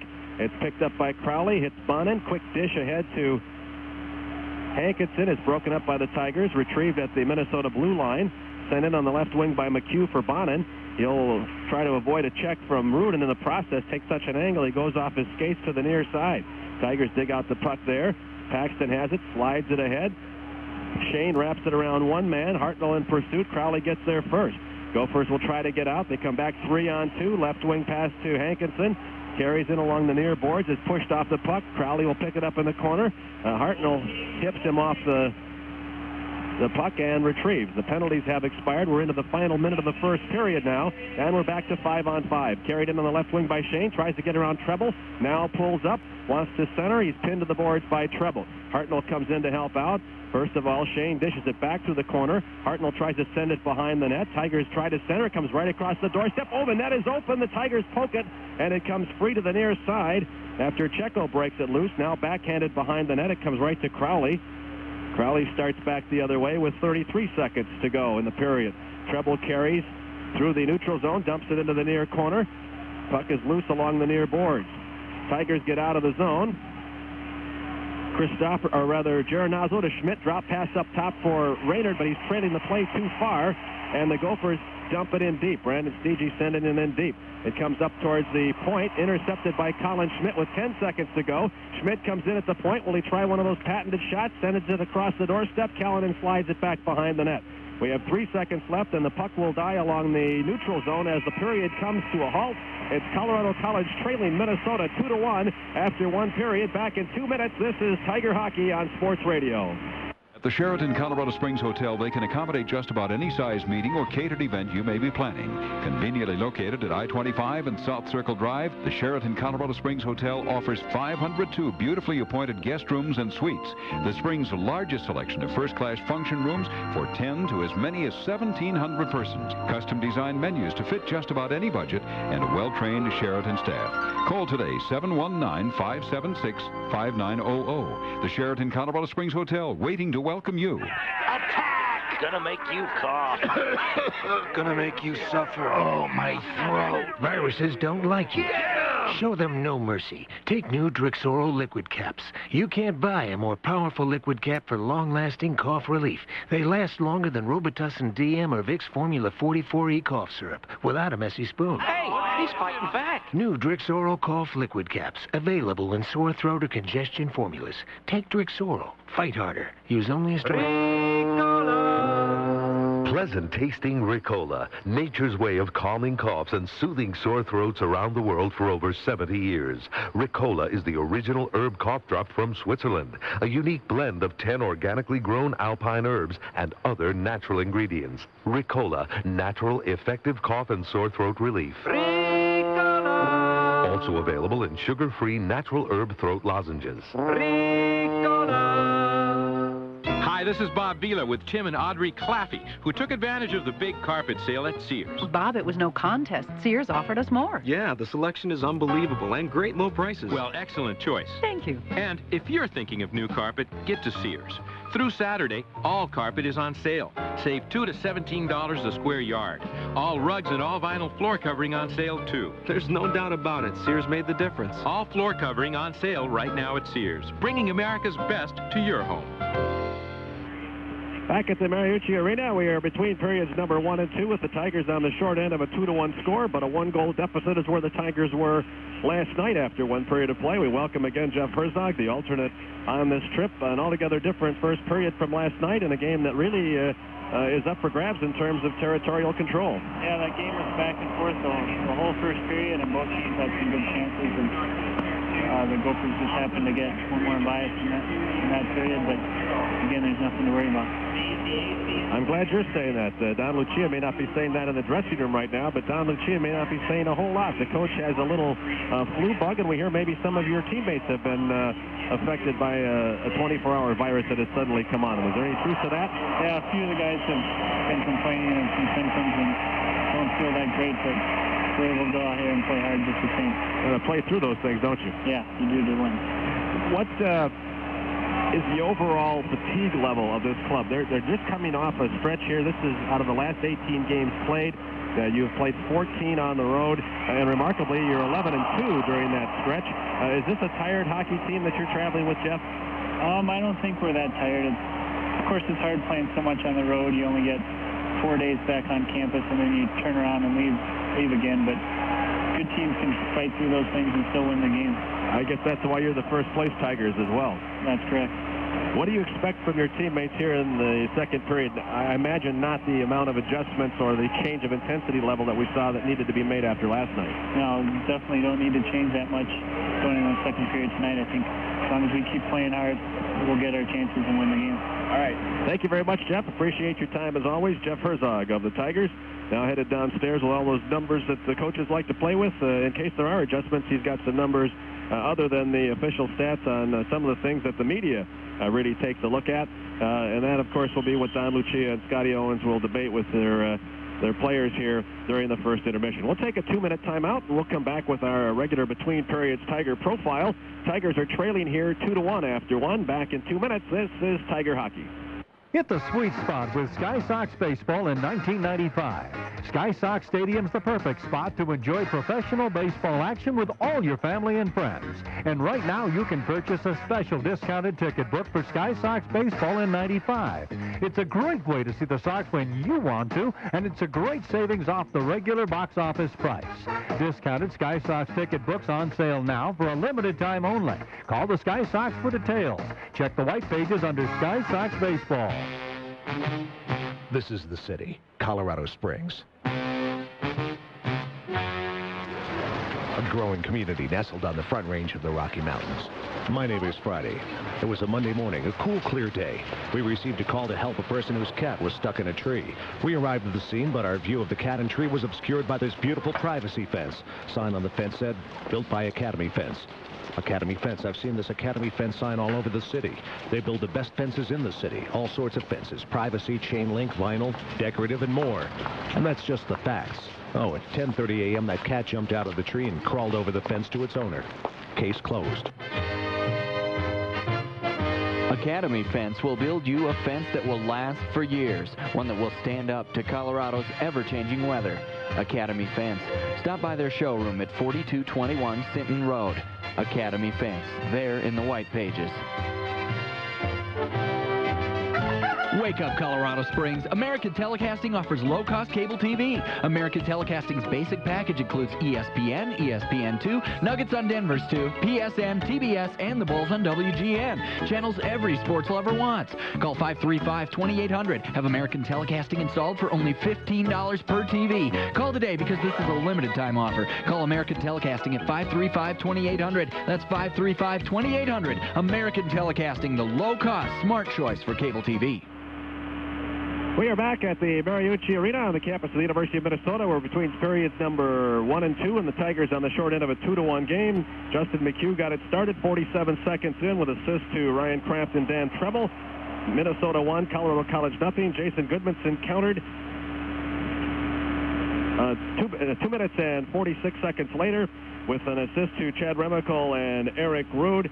Goodmanson putting his 10th goal away on Jeff Callanan, a power play goal as well. 2 power play goals for the first 2 goals scored tonight, and the Tigers were even at 1 apiece. 5 minutes and 9 seconds later, the Gophers took the lead on Brian Bonin's 16th goal of the season, streaking down the heart of the slot, taking a centering pass from Scott Bell, the captain, and beating Judd Lambert to the inside of the right post and his left knee pad, and the Gophers hold the 2-1 lead. But again, last night the Tigers were down 1 after 1 period and came on for a 4-3 victory. One of the players who factored, I think, somewhat prominently in that one last night was Tim Suizo, who hails from nearby Maple Plain, Minnesota. He had a very picturesque but very uncharacteristic finesse move on the part of Tim Suizo. He's usually one of your bump and grind type players, but he whirled around and put a backhander, no look on net, and beat Jeff Callanan for a goal last night. That was a very important goal in the Tigers' 4-3 win. And we talked to Tim as we begin our Tiger profile, brought to you by Rampart Plumbing and Heating Supply Company and Sports Replay, about coming back home. And, of course, the Minnesota kids love to come back here and play the Gophers. I'm quite excited to go home, play, you know, where I grew up, and it's going to be fun, very exciting. Hope we can win. This university ever show an inkling of interest in you? Actually, the other way around. I never showed an inkling of interest in them. But they did pay attention to you? I don't know. I never really talked to them at all. But there was no, you had no desire at all? Because I know Coach Lucia says that you can recruit a Minnesota kid to Colorado College once you get that Gopher tattoo off their back end. Well, that's true. I mean, growing up, you know, you always get that, you know, tattooed, like you said. But growing up, I never once went to a University of Minnesota game, which is quite odd for Minnesota young hockey player growing up there. Change your birth certificate. No, I'll still be there. Are you comfortable playing? Quite comfortable. I don't think I'll be nervous at all. It's nothing new. I've played there in the summertime, so I've seen the place. So I don't think I'll be nervous with one bit. How excited are you about the fact that now you're in the stretch run? The road to the McNaughton Cup goes through Minneapolis. You've got to have some success there. Well, it's quite exciting. I mean, we have to at least get one game out of there. But I mean, it like Schmidt said, it is a must-win situation there for them because they're 5 points behind or 6, I don't know. And if they lose, then they'll be 10 points behind us, and that's a lot of ground to make up in the last few weekends of the year. When we talked earlier in the year, there'd been a couple of line changes. Now there's yet another line change. Do you feel this time around that the adaptability will produce more cohesion a lot sooner than the last trip did? Well, I mean, we've been going through a lot of changes looking for those 4 strong lines, and I think these lines are pretty good. I mean, they're pretty much how the season started, except for one change with Christopherson playing on with Bodker and myself. So, I mean, we're pretty happy how the lines are going right now, so I think it'll be good. How eager is this team to get back on the ice against someone wearing a different colored jersey after the disappointment last Saturday night? Did you want to turn around and play Sunday morning? Yeah, I did, actually. I mean, it was pretty bad. We just pretty much lost it on Saturday night. We just had nothing in between our ears. It's just, I'm so happy to get back on the road and get playing again. But I guess there's a good lesson to be learned, and Wisconsin did to you on Friday what you guys all should have done to Duluth the previous Saturday. They didn't let you up off the deck. That's right. I mean, they did pretty much spank us right into the ground, so hopefully we can do the same against Minnesota. Is that still one of the growing pains for this club, not being accustomed to the year-to-year success that a program like Wisconsin has? I think we forgot about that. I mean, it was at the end of last year starting to get into our heads, but I think we're forgetting about that because we've had, 2 years straight, or a year and a half now, and working on 2 years straight of success. So I think we forgot about that by now. Right. That's Tim Suizo, the very much improved winger from Maple Plain, Minnesota. Just to give you an idea, Tim Suizo did not have a point last year, but Tim didn't play in a lot of games, essentially because of an NCAA hardship rule that would not allow him to maintain a scholarship that had been promised to him because of the overall limit of scholarships that a school can have. So he had to be the one to sit out last year after getting started in a couple of games. But he has responded with 6 goals, 6 assists, 12 points, and is one of those players we were referring to earlier in the broadcast tonight that has helped the Tigers make up all but 8 of the 92 points scored by those players who graduated a year ago. And that's why the Tigers have been able to hang on to first place in the WCHA. Tigers down 1 goal here after 1 period of play. We'll take a 2-minute timeout, come back and get ready for the start of period number 2. All of that is still coming your way on Sports Radio, AM 1240 KRDO. Is your business planning a meeting, company picnic, or party? Consider Sky Sox Stadium with food by Diamond Concession and Catering. Diamond Catering provides affordable custom catering for events at Sky Sox Stadium or at your location. And now's the time to book Sky Sox Stadium for your company or family picnic this coming summer. Call today to get the best date for your group. Diamond Concession and Catering will give you a free custom event quote. Call today for more details. Check the white pages under Diamond Concession and Catering. Hi, I'm Marty Wakeland. I wore the number 1 as a goalie for the Tigers in the 80s. A lot has changed since then, but my love for sports hasn't. My goal today is to be number 1 in the new and used sporting goods business. Sports Replay has come a long way toward reaching that goal. Our 2,500 square foot expansion in the shops at the Bluffs makes us the number 1 store of its kind in southern Colorado. And we'd like to make you number 1 in your sport. We're in the shops at the Bluffs, corner of Awesome Bluffs and Academy. Stay in the game at Sports Replay. For Love Boat Saver rates to Alaska from $8.99 per person, call your Princess Cruises experts Cruise Holidays today. Cruise Holidays? We've been talking about taking a vacation to Alaska. Great. Another vacation that's going to cost us twice as much as planned. Not with the Princess Cruise. It's just one price. No, sure. It is. 8 meals a day, Broadway-style shows, Whoa, movies, say no more. guest What do we hosts. call? Take it away, Bob. Bob? Who's Bob? For Love Boat Saver rates to Alaska from $8.99 per person, call your Princess Cruises experts Cruise Holidays today. Book before February 14th by calling 1-800-283-7245. Ricola. Pleasant tasting Ricola, nature's way of calming coughs and soothing sore throats around the world for over 70 years. Ricola is the original herb cough drop from Switzerland, a unique blend of 10 organically grown alpine herbs and other natural ingredients. Ricola, natural, effective cough and sore throat relief. Ricola. Also available in sugar-free natural herb throat lozenges. Ricola. Back at the Mariucci Arena at the University of Minnesota, Colorado College down by a goal to the Golden Gophers. 2-1 is our score here as we get ready to head into the second period. Ice is still being made here, and the team should be out very, very shortly. Can update you on a couple of scores around the WCHA. Games that began in the Eastern time zone or are underway here in the Central time zone. Michigan Tech trailing Duluth for a second straight night. Last night, the Bulldogs had a 3-1 lead on the Huskies, but the Bob Mancini-led black and gold came back to force a 3-3 overtime tie. While tonight, the Duluth Bulldogs have a 5-4 lead on Michigan Tech at the McGinnis Student Ice Arena. We'll see if the Huskies can bounce back for a second straight night. Up at the National Hockey Center, St. Cloud and North Dakota are tied 1 apiece. That game is in the second period of play, as is the Minnesota-Duluth Michigan Tech game. Wisconsin and Northern Michigan are at it as well. The Badgers were trailing by a score of 3-2, but we have not heard anything further on that since that score earlier. And that game should be nearing conclusion, or at least in the third period now, at the Lakeview Arena on the campus of Northern Michigan University. Still to come tonight, Denver University playing host to Anchorage, a game that should be getting underway any minute now. And that's the last one to start. It's the only one outside of the Eastern or Central time zone and should be underway very shortly. We hope to have pretty close to a final score by the time we get through tonight. Next week, the Tigers are home to face St. Cloud State. We'll be on the air Friday night at 7:15, and then Saturday afternoon at 1:45. Make plans to be at the Cadet Ice Arena on the campus of the Air Force Academy next week, and welcome home your Road Warriors, the Colorado College Tigers, who we have mentioned in tonight's game, finishing an 18-game span where they have played 14 on the road, and the 13 they have played to this point find the Tigers with an 11-2 record, a most impressive set of work done on the road in this, the toughest league in college hockey. During the course of the season, they are 12-4 in games played outside of Colorado Springs, and going back to last year, the Tigers 23-11-1 in their road games.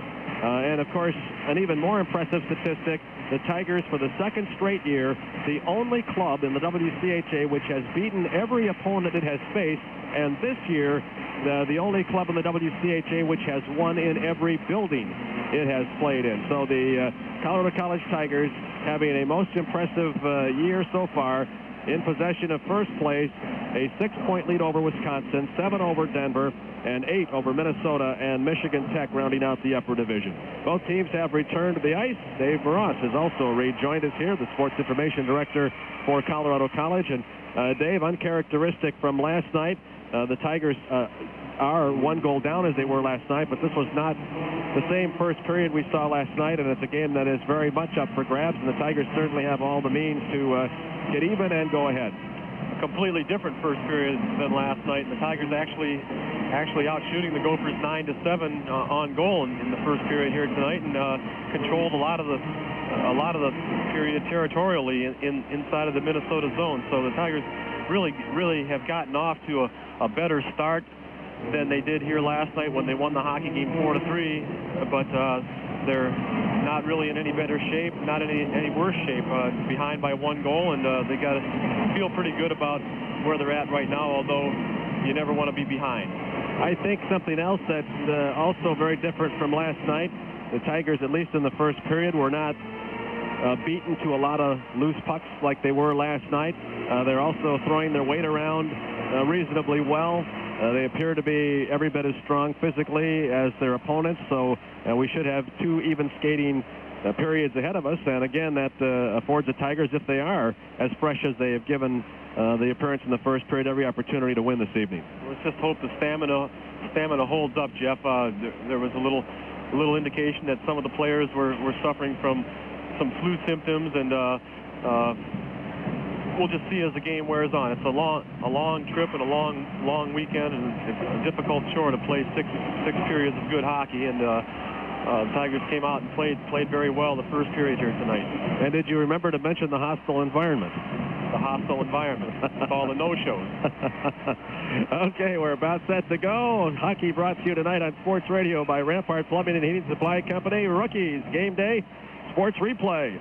The Sheraton, Whitney Electric, American Telecasting, and Levitt & Associates Realtors. We're back to action here. Second period underway. Glad you're with us on Sports Radio, AM 1240, KRDO Radio, Colorado Springs, Colorado. Gophers break in, have a scoring opportunity with the Tigers swatted out high in the zone to neutral ice.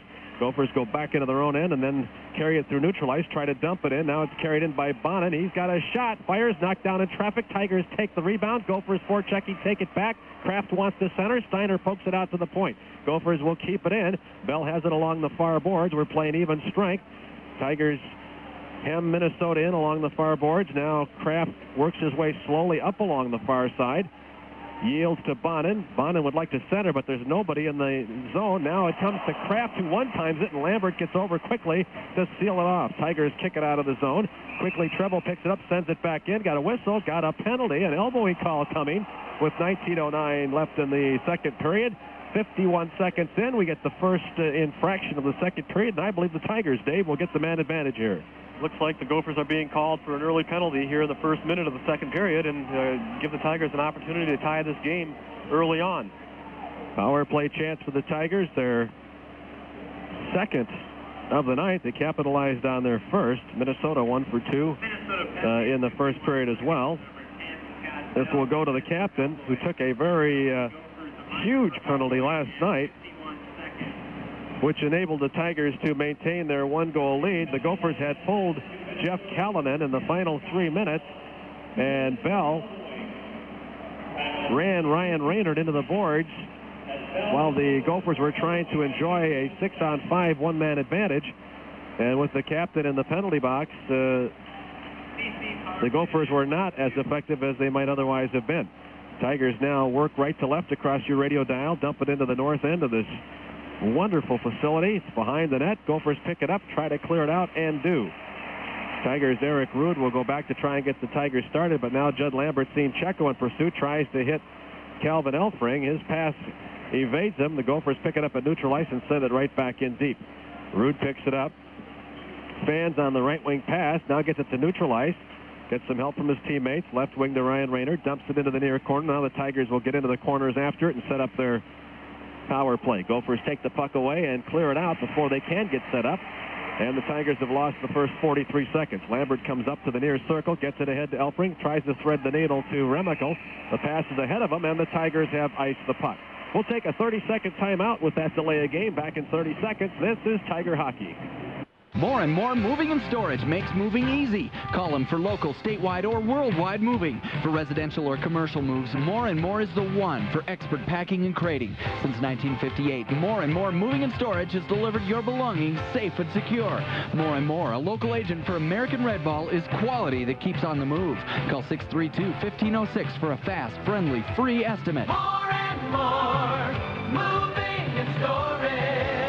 Remember, More and More makes moving easy. Tigers quickly get out of the zone as we resume action here. Dump it near side, but it comes right to Pankratz. Gets it ahead to Bonin, who's got a semi-breakaway. Oh, he falls down, and they're going to hit Remickle with a penalty. Bonin lost his edge. Remickle getting tangled up with him as he went down, and they're going to call Remickle for a hold here, and he collides with Lambert into the net, and the power play advantage dies with 50 seconds left in it, Dave, and now we'll skate 4-on-4 for a bit. And we really got a good idea of Brian Bonin's speed there, because Chad Remickle is no slouch on his skates. Chad Remickle can skate. Is a good skating forward for the Tigers, and Brian Bonin, who started out behind Remickle, just picked up a burst of speed and would have had him beat had Remickle not brought him down with a hold. Well, looking at the replay, Chad never really grabbed him. He got his shoulder into his rib cage, started to back off, and Bonin, in leaning, when Chad backed off, went down. Tough call to make. 2:01 into the period. We skate 4-on-4 for another 44 seconds. Tigers push it to neutral ice. It's intercepted by Pankratz. Dumps it in. Tigers will take it back. But they have to push it to their own end board. Lambert slides it to Elfring. Then Elfring tries to get it to Ferns, but the referee gets in the way. Now Ferns does, or to Rude rather. Rude does send it back to the corner. Then a give and go out of the corner. Elfring to Rude, and finally to Hartnell. And the Tigers get out. Lead pass to Enga. Hits Crowley in the skates. Poked away. The Gophers take it back, try to send it in. Rude pokes it away and goes after it on the near side. Tigers in 4-on-4. Rude in the corner. Tries to hit Hartnell coming right towards him. It comes free. Rude picks it up. Comes along the blue line. Takes the drive. Knocked down by Pankratz. And the Gophers will get out 2-on-2. Pankratz on the near side. Drop pass between the legs. Comes right to R.J. Enga. Enga pushes it out of the zone and then is heavily hammered by Crowley. The Gophers are back to a man advantage here. This will be their first power play chance of the second power play. 56 seconds left on the man advantage for Minnesota. Sent behind the Gopher net. Jay McNeil in pursuit. Gophers Dan Treble puts it on the right wing for Kraft. It's ahead of him. Paxton picks it up, slaps it right back into the far corner. After it will go Crowley. 41 seconds left on the man advantage. Left to right behind the net comes Treble. Left wing pass intercepted by the Tigers' Remickle. Ahead to McNeil, and McNeil is in. He'll take the shot. Callanan makes a save off the chest and has to dive to push the rebound away. McNeil is knocked down. Puck's free along the boards. McNeil lands on top of it, and we have a stoppage of play. And Jay McNeil was almost one-on-one with the goaltender Callanan, but Mike Crowley, the fine freshman defenseman from Minnesota, did a good job of getting back and causing Jay McNeil to hurry his shot, and he didn't really get a good attempt away on Callanan. And between the quick acceleration of Crowley and Callanan coming out, McNeil lost a lot of the net that he thought he might otherwise have had. And the faceoff will come across the Minnesota blue line. Tigers have 26 seconds left to kill. Jay McNeil, a little snake bit lately, hasn't scored a goal for a while. It'll be 2 series now. Checo sends it off the near boards. LaFleur picks it up, wants to go to the corner. Broken up by CC, taken back by LaFleur to Checo. Then behind the net, nice give and go along the near side. Gophers can't control, now have to bring it up high in the zone. LaFleur near side to Bell. Bell down low in the corner to Woog. Up top, one-timer by LaFleur. Karam's off the skates of Godbout to the near corner. Steiner tries to push it out. Gophers keep it in. Steiner takes his stick and gloves to the chest of Woogan, goes down. There's another penalty coming to CC on delay, and he is really going to catch it this time, a high sticking call, and the Tigers go down another man just as they had killed the initial penalty. Well, at least it's not going to be a 5-on-3 advantage for the Gophers, but going to have 3 solid minutes of power play here. They sure are. We'll take a break while they reset here. Back in 30 seconds. This is Tiger Hockey on Sports Radio. Before you remodel your kitchen or bathroom, visit the Elger Inside Out House at Rampart Plumbing and Heating Supply. From sinks to tubs and faucets, Elger makes it easy to find what you're looking for. Rampart Plumbing and Heating Supply at 110 West Bermejo, across from Chrissy Fowler Lumber. Rampart Plumbing and Heating Supply, a locally owned company since 1968. Come on into the Inside Out House, Rampart Plumbing and Heating Supply. Minnesota goes back on the power play here. This will be the 4th time tonight. They're 1 for 4, and they've got a shot in the slot here. Lambert the save. Rebound goes wide of the mark off the stick of McHugh, following up his own shot. Bonin digs it out in the corner. It looks high, goes to McHugh. McHugh comes all the way high in the zone to Bell, fires over the crossbar to the near side. Tigers dig it out, try to clear. It's picked up by Jay McNeil. Tigers are out 2-on-3 shorthanded, and McNeil sends a waffler that bounces in front of Callanan. He steers it near side. Remickle picks it up, looks to see if anybody's trailing the play, and then dumps it back into the corner. Gophers pick it up behind their own net, and now on the left wing comes Ryan Kraft. Now he comes up high in the Tiger zone, fires the wrist shot, knocked down by the Tiger defense. Return pass into the slot, gathered by R.J. Enga. Tigers out 2-on-1, left wing to Ferns.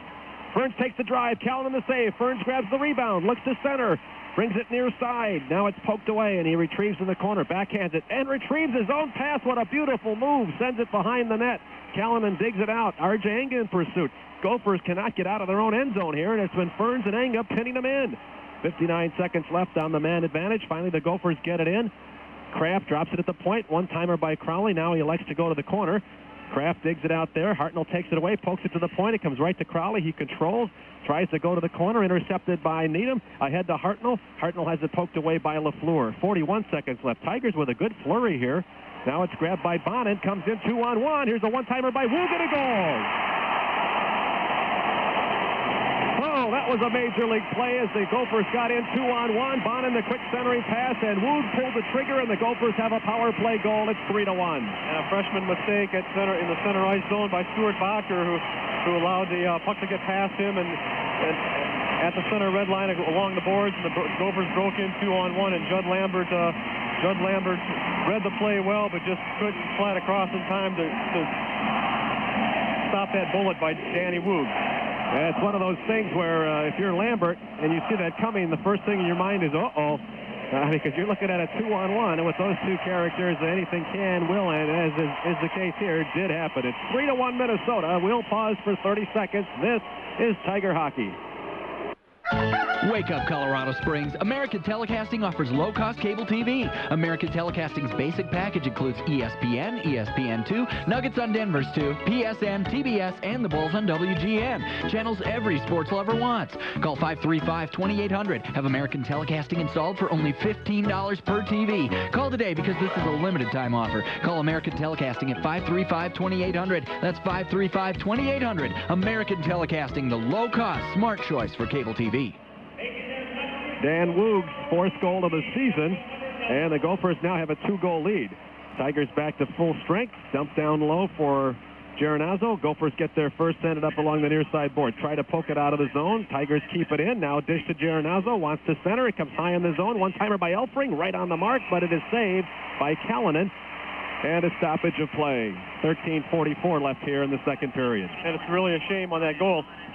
The Tigers surrendered that goal because just prior to that, R.J. Enga and Kent Ferns had done such an excellent job of killing the penalty, and those two players came off the ice, and a new unit came on and crossed away on the far boards. Bobby Needham and Bodker got caught by McHugh, who sprung the 2-on-1 to Bonin, who set up Dan Woog in front of in the slot area, and he just rifled the slap shot that Judd Lambert had really no chance on. Well, let's see if the Tigers can energize themselves here as the puck goes all the way into the Tiger zone off the face-off. Needham tries to go to the corner, gets some help from the captain. Kent Ferns lead pass out of the zone to Hartnell. Hartnell puts it up on the right wing. Tigers are offside by a country mile, and they missed the play. That's why you're hearing the noise in the background. Gophers get it out. It comes right to Hartnell. He's hipped off the puck, and it's grabbed by McHugh, and he's got Needham to beat. Tigers get back quickly. He wants to center. Does. Shot. Save. Lambert off the chest and into the glove. And a stoppage of play with another good rush by the Gophers with 13:11 remaining here in the second period. And the crowd appreciates the Gophers' effort here, and once again, Judd Lambert kind of been left hung out to dry here on the 3 goals that Minnesota has scored tonight. Gophers haven't generated a whole lot of offensive opportunities, unlike last night when they were all over Ryan Bach, but they've capitalized on the few they've had tonight. Judd Lambert just came up with one of a few very, very sharp saves that he's made. Face-off comes far circle in the Tiger zone. Remical wins the draw. Elfring picks it up, sends it behind the net to Rude. Now to McNeil on the left wing. Soft pass out of the zone to Remical. Chad can't control. Crowley picks it up, back skates into his own end. Tigers pursue. Finally, the Gophers send it to neutral ice, right to Elfring. Elfring wants to send it back in, waits for his teammates to get back on side. Gophers will get it. Now a pass nearly intercepted at neutral ice. Poked away, taken by Remical. Nice touch pass to McNeil. McNeil pulls up down to Chad, who's breaking in from the right wing. Gets around one man. Comes behind the net, wants to center. Now has to carry all the way to the corner. Behind the net to McNeil. Touch pass to the slot, looking for Goodmanson. Broken up. McNeil is knocked down. No call. Gophers pick it up. Crowley comes out of the zone. Left wing pass, and here they come again. Drop pass for Woog. Shot saved by Lambert, and he steered it near side. And a good thing, too, because Hankinson was open for the rebound. Tigers back 3-on-2. It is Goodmanson on the left wing. Pulls the trigger. Hits Callanan again right in the chest. Had Elfring trailing and McNeil trailing, but elected to take the shot. And Callanan makes the glove save and stops play with 12:18 left. Really, every time Jason Goodmanson is on the ice, he's making things happen for the Tigers the last 3-4 games. He's got he scored in the last, has a goal-scoring streak of 3 because he broke up Dobbins-Beck's shutout last Saturday night in the final minute of the game. He scored the Tigers' first goal last night and tonight. And the Tigers will get a face-off in the Minnesota zone with 12:18 to go in the second period. Shots on goal just about even here. Minnesota with 12 and the Tigers with 13. But it is a 3-1 game and 2 power play goals. Essentially the difference here for Minnesota. They have 2 unanswered goals since the Tigers got even at 1 apiece. Now the face-off. Colin Schmidt looking to win the draw. It is won by Minnesota, but Geronazzo goes in there to keep it alive. Now Bonin takes it away, near side to Bell. Gophers back 2-on-2. Bell comes along the near boards. Centers it. It's deflected by Lambert behind the net. Dug out by Ryan Kraft. He's hammered into the boards. Retrieves the puck. Now Needham takes it away. Slides it to David Paxton, who tries to send it back. It evades Scott Bell. Picked up by Needham. Left wing to Raynard. Raynard will stick handle. Go to the top of the zone to Schmidt on the left side. All the way into the corner it goes before Brandon Steege picks it up. Puts it on the left wing. Gophers will get out. Here's Bonin with it at the point. Drops it for one of his teammates. It comes free along the far boards. Grabbed there by the Tigers. Left wing pass to Colin Schmidt. He's in the face-off circle. Drops to Fern. Shot. Oh, it's off the chest of Callanan. Schmidt tries to grab the rebound. Tigers dig it out in the near corner. That one was a high drive, but Callanan made the save off the upper chest, then lost sight of the puck. Tigers have to pick it up in their own end. Lead pass for Christopherson, intercepted by Steege. Poked away, taken by Suizo. Sends it off the near boards to Christopherson. Jason hemmed in along the boards in front of the Tiger bench. Now dishes back to Suizo, who pushes it off the far boards looking for Bodker. Woog gets there first. Then Suizo pushes it free. It goes into the Minnesota zone, grabbed by Zwackman. Bounces it off the far boards, picked up by CC. Another pass off the far boards into the Minnesota zone. Gophers get it out. Lead pass ahead to McHugh, broken up by the Tigers. Ferns picks it up. Near side to Bodker. Bodker bats it into the Minnesota end. Tigers will make a change here.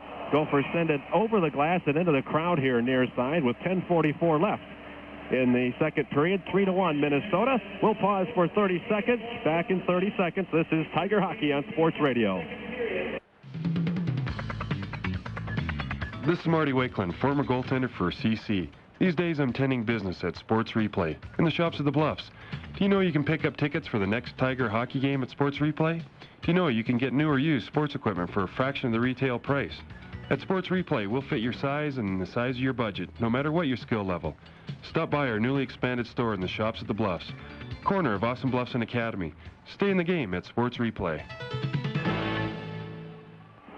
Face-off coming, near circle, Tiger zone. CC wins a draw, but Callanan steers it behind the net far side. Tigers forechecking to keep it in, and they do. Now the Gophers pick it up along the far boards. Cannot clear it out. Tigers still working hard. Shane picks it up along the far boards. Centers. Intercepted there by Godbout. He'll get it out, and Elfring will have to go back to get it. 3-1 Minnesota. Lead pass to Enga. Enga will come in on the right side. Centers to Shane. Controls it with a skate. Now to Hartnell. Wrist shot knocked down by Callanan. Centered by Hartnell, and the Gophers kick it far side. It rims the far corner, comes behind the net. Gophers try to get out, got a whistle, and I think we've got a penalty coming, a roughing call with 10:10 to go here in the second period, and I think the Tigers will go the man up here, Dave, as Bertliot goes to the box for the Gophers. And we're at a stage in this game where it's almost essential for the Tigers to take advantage of this opportunity and score a power play goal and get back into it, down 3-1, halfway through the game. 9:50 has been played here in the second period. I agree with you. The Tigers keep working, and they're just not making things happen in the offensive zone. The shots they're getting on Callanan aren't really testing him. They're right into his pads, and he hasn't had to really be sharp. He has not been peppered with shots, as you mentioned, and now would be a good time to get it rolling. Remical, Goodmanson, McNeil, Ferns, and Enga. And Chad looks to win the draw. The Gophers do win it, though. Bonnet dumps it near corner. Remical goes after it. Dishes near side to Enga. Gophers intercept. Tigers take it back. Now it's grabbed by Zwackman. Zwackman sends it behind the net. Tigers bird-dogging, trying to keep it in, and the Gophers are able to clear it out. They were trying to hit Brian Bonnet for a possible shorthanded breakout, but the pass was ahead of him. And the Tigers now balance off and start back from their own end. Ferns to Enga to Goodmanson. Return pass to RJ. It's poked away, sent to the far corner. One of the Tigers going hard into the boards is Goodmanson. He's all right, gets back to his skates. Puck emerges from 5 players, and the Gophers are going to get out. Lead pass to Scott Bell. Tigers, Kent Ferns gets there to pick it up to Remical, to Enga. Enga trying to hit Goodmanson, misfires. Gophers get it back to neutral ice. Bell has it, backhands it deep into the far corner. And both teams will change it up here. Tigers will have 1:07 to get rolling again once all the personnel are straightened out. Burns starts up. Far side to Schmidt. Lead pass to Elfring. Nice pass. Elfring is in. Pulls the trigger. Scores between the 5-hole. Kelvin Elfring finally gets his first career goal after 17 assists going through the 5-hole at an almost impossible angle on Jeff Callanan. And Jeff Callanan would love to have that one back because he got beat bad. He had the angle cut down, but Calvin Elfring found that 5-hole right between the pads, and the Tigers get back into it just like we needed to get. Big play for the Tigers, and when you're looking for a spark, you'll take whatever spark you can get. And let's be fair about this for Calvin Elfring. He has had so many good drives with screens and proper angle and good hard execution that have been redirected by other Tigers. That's why he's wound up with 17 assists. But he finally has his first goal at 9:07 remaining and 11:53 in. And a nice lead pass into the zone by Colin Schmidt, too, we need to point out. So it's a 3-2 game. And a power play goal to boot. And with that assist, Colin Schmidt takes over the WCHA scoring lead. Tigers have it along the net. Kick it far side. Gophers swat it back to the corner. Elfring picks it up. Let's see if... Oh, now he turned over behind the net. Elfring retrieves to push it to the near corner. Grabbed by Checo. Up top to Crowley. The wrist shot in traffic. Lambert is screened. It comes off the stick of McHugh. McHugh barrels Lambert into the net. No call. Tigers get back meanwhile. 2-on-3. Dump it in deep. Whistle. And I think the Tigers are going to be called for offside. Tigers are going to be called for icing, possibly. Offside, maybe, because the pass was completed or executed after they went across the center ice line. 8:17 to go here in the second period. Tigers' Kent Ferns over talking to Mark Thomas about this call, and also trying to see if he can find out why there wasn't a call on Lambert being sent into the net. Well, actually, in that same set of circumstances, at the Tiger goal mouth there, Judd Lambert was laying in the net, and there were also two Gophers in the crease. The whistle should have blown one way or another. Whether he was illegally checked is another story. But the Gophers had 2 men in the crease. They are up on their feet, just standing in the crease. Face-off at center ice, just the far side of the center ice face-off circle. Tigers have it. Geronazzo tries to send it in. It is grabbed by Godbout. He collides with one of his teammates, and Geronazzo. Paxton gets it, sends it ahead to Colin Schmidt. In the corner, he goes after it. Treble bats it away. Now 4 players converge on it. It squirts free behind the net. Rayner to Schmidt. He's moving in, tries to backhand it. He'll take another shot at it. Callanan is down. The Tigers have scored again with Callanan down on his knees, and I think Geronazzo may have gotten a piece of that one. Schmidt got it started, but we'll have to check the replay to be sure on who actually put it away. But the bottom line is we're tied at 3. And Doug Woog commented earlier in the pregame about how the Tigers play like a hungry team, and that was a perfect example. Geronazzo, Schmidt, and Reynard around the net. Now we'll get a look at the replay here and see who wound up with it. There, it's loose under the pads. I think Geronazzo pushed it underneath. One of those submarine goals. Geronazzo knocked in his own rebound after Callanan made the save, but Colin Schmidt made the play coming out of the corner and getting the puck to Geronazzo. The Tigers had all 3 of that line right there, and this game is tied. 12:06. Tigers have 2 goals in less than a minute, and we're even. Here we go. Tigers back the other way. Kent Burns knocked down, no call. Jason Goodmanson knocks it into the far corner. Brandon Stege picks it up, sends it to the top of the zone. McNeil breaks it up. Gophers pick it up, send it near side, get it to neutral ice. Tigers take it away. They're going to give Raynard an assist, and Colin Schmidt. Meanwhile, puck's at neutral ice. Gophers' Scott Bell leaves it behind. Now the Tigers take it away. They're in 2-on-1. Here's a chance to go ahead for the first time. Here's a centering pass to Christopherson, broken up by Zwackman. Tigers were in 2-on-1, and McNeil, rather than pulling the trigger, tried to make a pretty pass, and the execution wasn't quite there. Tigers forecheck to keep it in. It's free in the far corner. Zwackman sends it ahead. Bonin picks it up. Got a chance to get out 3-on-2, and they do. Tigers poke it away at neutral ice zone. A nice play by the captain, Kent Burns. Back to get it is Stege, sends it off the far boards. Bonin picks up the ricochet and dumps it in deep. Comes off the end boards, grabbed by Needham. Backhand no-look pass, far side to Eric Root. Shoves it up along the far boards to the point. Tigers try to get it out. It is intercepted by Checo, now taken back by CC, and then retrieved again by the Gophers. They send it off the glass to neutral ice. Needham breaks it up. Tigers will start back the other way. Christopherson fires it in. It's slowed by LaFleur, picked up by Suizo, then Christopherson. Suizo has to get over LaFleur again, and back comes Minnesota the other way. And the pass intercepted high in the Tiger zone, sent back to neutral ice. LaFleur dumps it in deep one more time. Slowed behind the net by Lambert. Got a whistle, and the Gophers, I believe, are offside. We'll take a timeout here. Back in 30 seconds. This is Tiger Hockey on Sports Radio. If you're looking for the perfect home for a family, Lovett & Associates professionals are highly trained in financing alternatives, VA, FHA, and conventional financing. Many beautiful homes are available.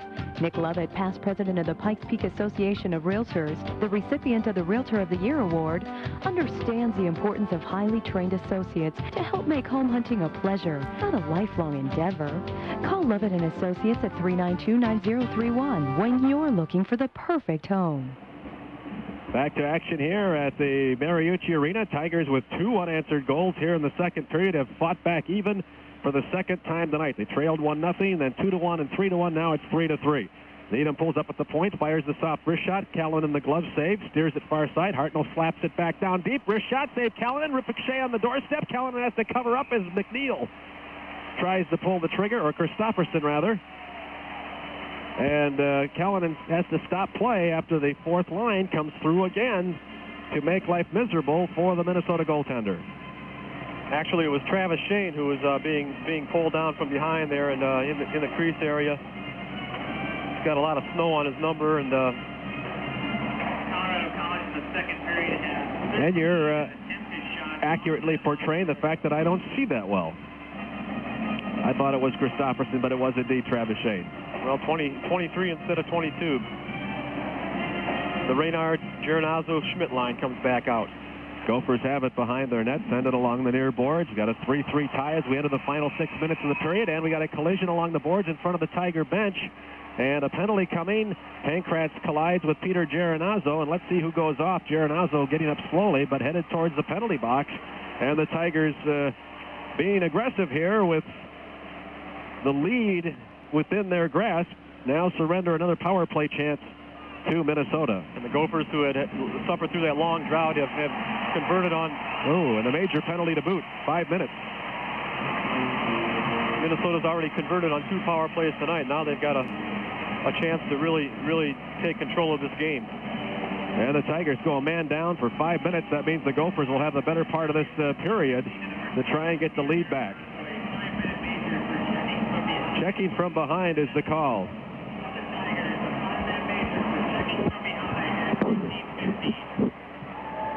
Very costly penalty potentially here. Gironazzo head bowed in the penalty box. And, of course, this crowd loves that because he's the man that they had marked for this weekend. If you'll recall from the December series, Gophers carried in along the far boards. It's broken up by CC. They try to clear it out and do. McNeil wrestling through 3 players to get it out of the zone. And in all fairness to Gironazzo, he did check Pankratz from behind. But Crowley now comes in, is knocked down, no call. Down to the near side. Oh, Bonin lets a scoring opportunity slide. Brings it to the point. The treble. Wrist shot knocked down in traffic by Kent Ferns. The captain gets it ahead to Remical, who tries to find McNeil, and the Tigers are offside. Now we've got another collision in front of the Tiger bench, right in front of Mark Thomas. McHugh, Kraft, Ferns, Steiner, all in the vicinity. And let's see if there's going to be a call here. Brian Bonin arguing the I don't think there's a call here. I think the Gophers got away with one a few moments ago when Gironazzo received a 5-minute major that he didn't necessarily deserve, and the Gophers are wanting more. So we have 5:13 left in the second period and a 3-3 tie. Tigers trying to weather another 4 minutes and 28 seconds of a Gopher power play here. Draws one by CC. Enga wins the faceoff. Root takes the puck, sends it in deep. Gophers will have to go back and balance off. Hartnell's going to try and pester the Gophers, forces a redirection of the Gopher effort. Now LaFleur stick handles through neutral ice. Oh, gets in deep, loses his stick, however, as he splits the defense, and it comes to the near corner. Checo puts it behind the net. David Paxton is waiting for it. He sends it off the far boards and deep. And Enga in pursuit, and LaFleur's going to have to get back quickly. RJ may even look to center here. RJ's pinned to the boards, keeps the puck with him, and forces another Gopher to come back and bail him out. Ahead to Scott Bell. In at the far side, looks to center. No look behind the back. Broken up nicely by Bob Needham. Then the return pass from Bell, and Needham kicks that out too. And the Gophers are now hearing it from their crowd as they have had nothing work here. I don't think they have but a feeble shot on net here, and they've played 1:30 on this 5-minute penalty. In comes McHugh. Oh, here's a scoring chance. Lambert comes up big, point blank. Rebound goes far side. Bonin digs it out. Here's McHugh coming in again. Now to Crowley. Wrist shot deflected in traffic into the crowd. Tigers dodge a bullet here. The Tigers moving a little slowly on that sequence, but getting the stick. Kent Ferns coming on the ice and getting a stick on the shot by Crowley to deflect it into the crowd and give the Tigers a break and an opportunity to make a change in their penalty-killing unit. Both teams change up, so we'll take a quick break. Back in 30 seconds. You're listening to Tiger Hockey on Sports Radio. A brief history of the cough drop. In the 1890s, there were candy cough drops. When the drop was gone, your cough came back. Then came the 60s and menthol drops. They lasted about an hour. But now, introducing the next generation of cough drops, new Sucrets 4-hour cough drops, with the same cough suppressant found in some prescription medicines to help stop coughs up to 4 hours. New Sucrets 4-hour cough suppressant, made stronger to last longer. Use only as directed. We're back to action. Puck comes through the far corner of the Tiger zone. They slap it behind the net. Bonin breaks it up, and then David Paxton picks it up and gets it out of the zone. Gophers now have 2 minutes and 50 seconds left here. Puck comes into the Tiger zone. Icing is waved off. Tigers send it along the near boards. Kept in by McHugh. Moves towards the net. Centers. Man open. Deflected by Eric Root and out of the zone again. Gophers have to go back to center ice. Now high in their zone. Treble cross ice to Crowley. 2:33 left on the 5-minute major to Gironazzo. They carry it in along the far boards. Crowley through the corner. Behind the net. Near side to McHugh. Backhander in the slot. Oh, the Tigers almost kick it in. It comes near side. Grabbed by Bonin. Now to the end line to Kraft. Kraft up along the near boards. Up top, here's Crowley. Dishes far side. Here's Treble to the slot. Got a whistle. Got a man in the crease, I think. And we got a stoppage of play. And Bonin was in the crease that time, and they caught him. Tigers have killed the first 2 minutes and 51 seconds of Peter Giernazzo's major penalty. And I dare say this is the kind of situation, if the Tigers are successful, that could really turn the tide of this game and break the Gophers back. And the Tigers really showing some aggressiveness on this kill. Probably their most aggressive play of the night so far. David Paxton really appearing to pick up his game. Some interesting things are happening beneath the Tigers in the standing. Michigan Tech in a tie for 4th place, being beaten 6-4 late in the game by Duluth. Wisconsin is losing 5-3 to Northern Michigan. So Colorado College could essentially come out of the weekend 7 points ahead after starting it just 4 points ahead. But they have to figure out a way to get on top of the Gophers and finish it off. Right now they've got 2 minutes left in Giernazzo's major penalty. And the Gophers have the puck. Near side to Brandon Stege. Dishes far side. Now back in on the near side to Woog. Woog comes in, backhands to the slot. Oh, they got a man open, backhander to go through the 5-hole on Judd Lambert by Scott Bell.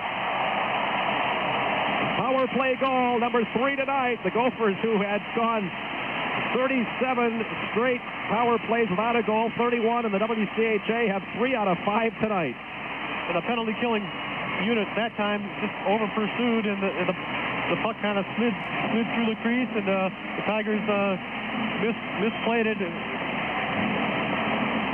Justin McHugh, standing on the doorstep, just had all the time in the world to whirl around and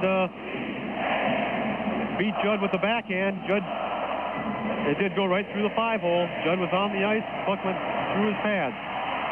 2:34 left here in the second period. We played 17-26.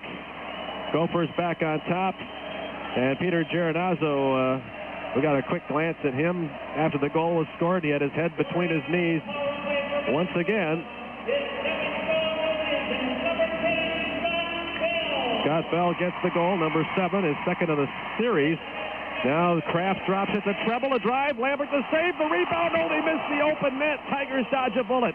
Gophers really on fire now. Here's a chance for them to gain control of the game. Dump it through the far corner. Lambert out of the net, pushes it back. After it goes Bonnet, marches towards the net, got Rude to beat. It's on the doorstep. Lambert covers up. No, they push it in. Judd was slow to react, and the Gophers push in the loose puck and have exploded for 2 goals now in the span of 32 seconds and are on top 5-3. And there's still 1:17 left in Giernazzo's major penalty. And yet another power play goal, and this house is rocking.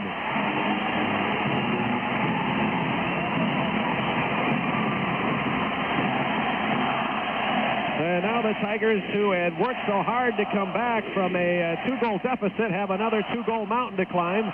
I suppose, Dave, the best part of all of this is that there is still a lot of time left in this hockey game. Well, there is a lot of time. We've got a full period plus 2 minutes, but we still got over a minute to kill on this advantage. And Judd Lambert had the puck covered at the goal line that time, and McHugh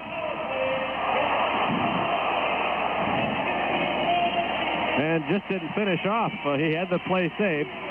McHugh with the goal. Well, McHugh scored that goal with a head-first dive into the net at the puck that actually jarred the puck loose from Judd Lambert, who was trying to cover it up with his blocker glove. Gophers now have it far corner, send it behind the net. Woog lets it slip by. Near side, Tigers get it to the point. LaFleur keeps it in. Now it's intercepted by Hartnell. Pushed towards the blue line, and Paxton gets it out. 50 seconds left on what has turned into be a very costly penalty to Peter Giernazzo. The Tigers did a great job of killing the first 3 minutes of it. Yeah, they sure did. Now back come the Gophers. LaFleur dumps it off the far boards. Through the corner, it comes to Lambert. Pushes it right back to Ferns. Ferns braces for a hit from Checo. Puck is still there. Picked up by Inga. Can't get it out. Now he shoves it out to the near side. 1:12 left in the period. 25 seconds left on the power play. Now the Gophers dump it in deep. And the Gophers end up icing the puck. We'll keep it right here with 1:02 left here in the second period. Minnesota exploding for a pair of goals within a span of 32 seconds. And now we've got Justin McHugh and, well, Scott Bell only has one goal tonight, but McHugh is working on the hat trick for the Gophers, who have had trouble scoring, period, and now have 3 power play goals tonight. Actually, 4 power play goals. They've gone 0 for 37, 0 for 31 in the league. And when it rains, it pours. There is always flood after drought. Here is Treble, lead pass ahead to Kraft, near side to McHugh. Looks inside, now comes back up top. Kept in by Crowley, sent along the near boards to McHugh, back to Crowley. Misfires on the pass. Out of the box comes Geronazzo. Gophers have it at their own blue line, send it in deep, and now they will ice the puck. And we'll have a face-off in the Minnesota zone. We'll keep it right here with 36 seconds left. And again, the Tigers will be looking for a lift here in the third period after they had worked so hard to come back to a 3-3 tie. And the Saturday night blues continue for the Tigers as they work so hard to come back tonight, playing very well, tying the game 3-3, but then the ill-advised penalty that Peter Geronazzo took for checking from behind gave the Gophers the opportunity they needed to take the lead, and now they're in complete control of this game going into the third period. Well, I think there are 2 things we need to keep our eye on. Callanan is not playing all that stout in goal, and the Tigers are still very much cognizant of what's going on out there. This is not a sleepwalking team. Geronazzo tries to center. It comes right to Treble with 20 seconds left. With it comes Stege, left wing pass to Bell. 16 seconds left. He sends it on net. Lambert steers it to the far corner. It rides the rail for a bit. Geronazzo picks it up, sends it behind the net to Calvin Elfring with 8 seconds left. He tries to send it back in the corner. It's broken up by Bell, picked up by Ferns. Ferns sends it near side to Raynard. Touch pass out of the zone, and the period will come to the end with a drive from center ice off the stick of Peter Geronazzo, and the Gopher crowd gets to its feet here at Mariucci as the Gophers have come back with 2 unanswered goals after the Tigers had tied it. It's 5-3 after 2 periods of play. We'll be back in 2 minutes. This is Tiger Hockey on Sports Radio. Of the Colorado College Tigers' last 18 games, 14 have been on the road. And Tuesday at 6 on Sports Radio, the head coach of the Tigers will be talking about home sweet home. Hi, everybody. I'm Jeff Thomas. Join me and Don Lucia to talk college hockey and the upcoming series with St. Cloud State, brought to you in part by Sports Replay, Rookies, and the Sheraton Hotel. We're talking college hockey Tuesday at 6, taking your calls at 473-1240 on the Don Lucia Coaches Show.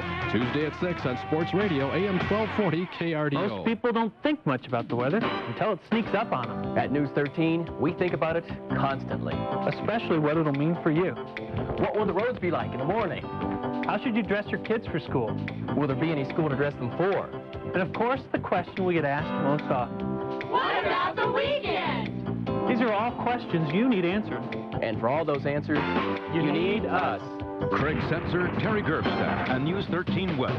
Experience counts. Have you ever been down in Colorado? The year was 1880, and Colorado was just a baby then. Most honest, hard-working folks got up with the sun, ready to face the day. And Sinton wagons were delivering fresh milk long before the day's first light. See, they had. The people were counting on it, and they still are. That's why at Sinton Dairy, we still go that extra mile to keep Sinton customers happy with quality dairy products. When somebody's counting on you, you got to do your best. Sinton Dairy since 1880. We stand alone in our field. Wake up, Colorado Springs. American Telecasting offers low-cost cable TV. American Telecasting's basic package includes ESPN, ESPN2, Nuggets on Denver's 2, PSN, TBS, and the Bulls on WGN. Channels every sports lover wants. Call 535-2800. Have American Telecasting installed for only $15 per TV. Call today because this is a limited-time offer. Call American Telecasting at 535-2800. That's 535-2800. American Telecasting, the low-cost, smart choice for cable TV. We are back at the Mariucci Arena between periods 2 and 3. Tigers had really rallied in the second period to get even at 3 apiece. Gophers came back with 2 power play goals after a major checking from behind penalty on Peter Geronazzo, and are back on top by 2 goals. And joining us is Jeff Herzog, Tiger alternate on this trip. And I thought for a moment there, Jeff, we were going to have some very, very positive things to talk about, but I think even with the 2-goal deficit, there are some signs that the Gophers aren't still all there. Callanan is not playing all that solidly, and the Gophers still seem to be vulnerable when playing with the lead. Yeah, I definitely think we can get back in this game. It's unfortunate to have a 5-minute major penalty and the Gophers to get 2 goals out of it. we're by no means out of this game, and we got a good chance to come back. Well, having played 14 of your last 18 on the road, it's not like this team hasn't seen some adversity this year. That's correct. We've been on the road a lot and down at times and been able to come back in some crucial games. Judd had a tough period, even though he kept them in it enough to get a 3-3 deadlock. The last two, one of them he probably should have covered. The other, he also had a good shot at stopping. Yeah, that's correct. Judd faced a little adversity there with that 5-minute major and didn't get a lot of help, and unfortunately they got a couple goals. And he's had a couple of rough weeks, and most of it has been based on a lot of non-support, if we were to look at it seriously. The roar in the background, one of the shoot-the-puck contestants has hit from not only the Minnesota blue line into the net, but now the Colorado College blue line, essentially covering 2/3 of the ice. So they're giving him a standing ovation for his airplane ticket to somewhere. But to get back to my thought, when you're having a tough time and you're not getting a lot of support, what can you and your teammates do in practice to get Judd Lambert not only better prepared for his Saturday night stint, but also to let him know that there's still a lot of confidence there? I think one of the most important things we can do is prepare ourselves defensively, and that's one thing we've really worked on doing. We've been doing drills that focus on defense and picking up your man and not allowing him to get the extra rebound shot and not get the goals. I think as we look at tonight, we're not seeing the kind of collapse that took place against Duluth, nor the no-show effort in Madison last Saturday. I think really the penalty was the big difference, and it really gave Minnesota a lift, and they capitalized. That's definitely the case. I wouldn't say there's any cause for panic like there was in Duluth or Wisconsin, and that we're still in this game and can still come back. You're up here in the box. Don Lucia's down in the locker room. What are you anticipating his messages to your teammates right now? I think he's saying pretty much not to give up hope, that we still got a good chance to come back. We're a team that definitely can come back and score some goals, and that's unfortunate we got a 5-minute major, and that we need to work on our discipline a little more not to get those penalties. You had the goal within 2 goals within a minute of one another last night. You've had 2 goals within a minute of one another tonight, so anything is and probably should be considered possible. Yeah, that's definitely true. I think we've shown all year we've got explosive goal scoring power, and you never count us out. All right, Jeff, thank you very much. Appreciate your time as usual. We'll take a 2-minute timeout. We'll be back to summarize the second period. We'll also have a conversation with David Paxton. That and more coming up in 2 minutes. You're listening to Tiger Hockey on Sports Radio. Now through January 31st, answer the call of the environment by recycling your old U.S. West directories. Just bring your used telephone books to any Colorado Springs McDonald's or Safeway store and toss them into the large bins provided by Waste Management. Help keep Colorado Springs beautiful and make a difference for generations to come. The 1995 Phone Book Recycling Drive, now through January 31st. Sponsored by KRDO AM FM TV. Hi, Marty Wakeland here. When I played goalie for the Tigers in the 80s, I had dreams of the big save.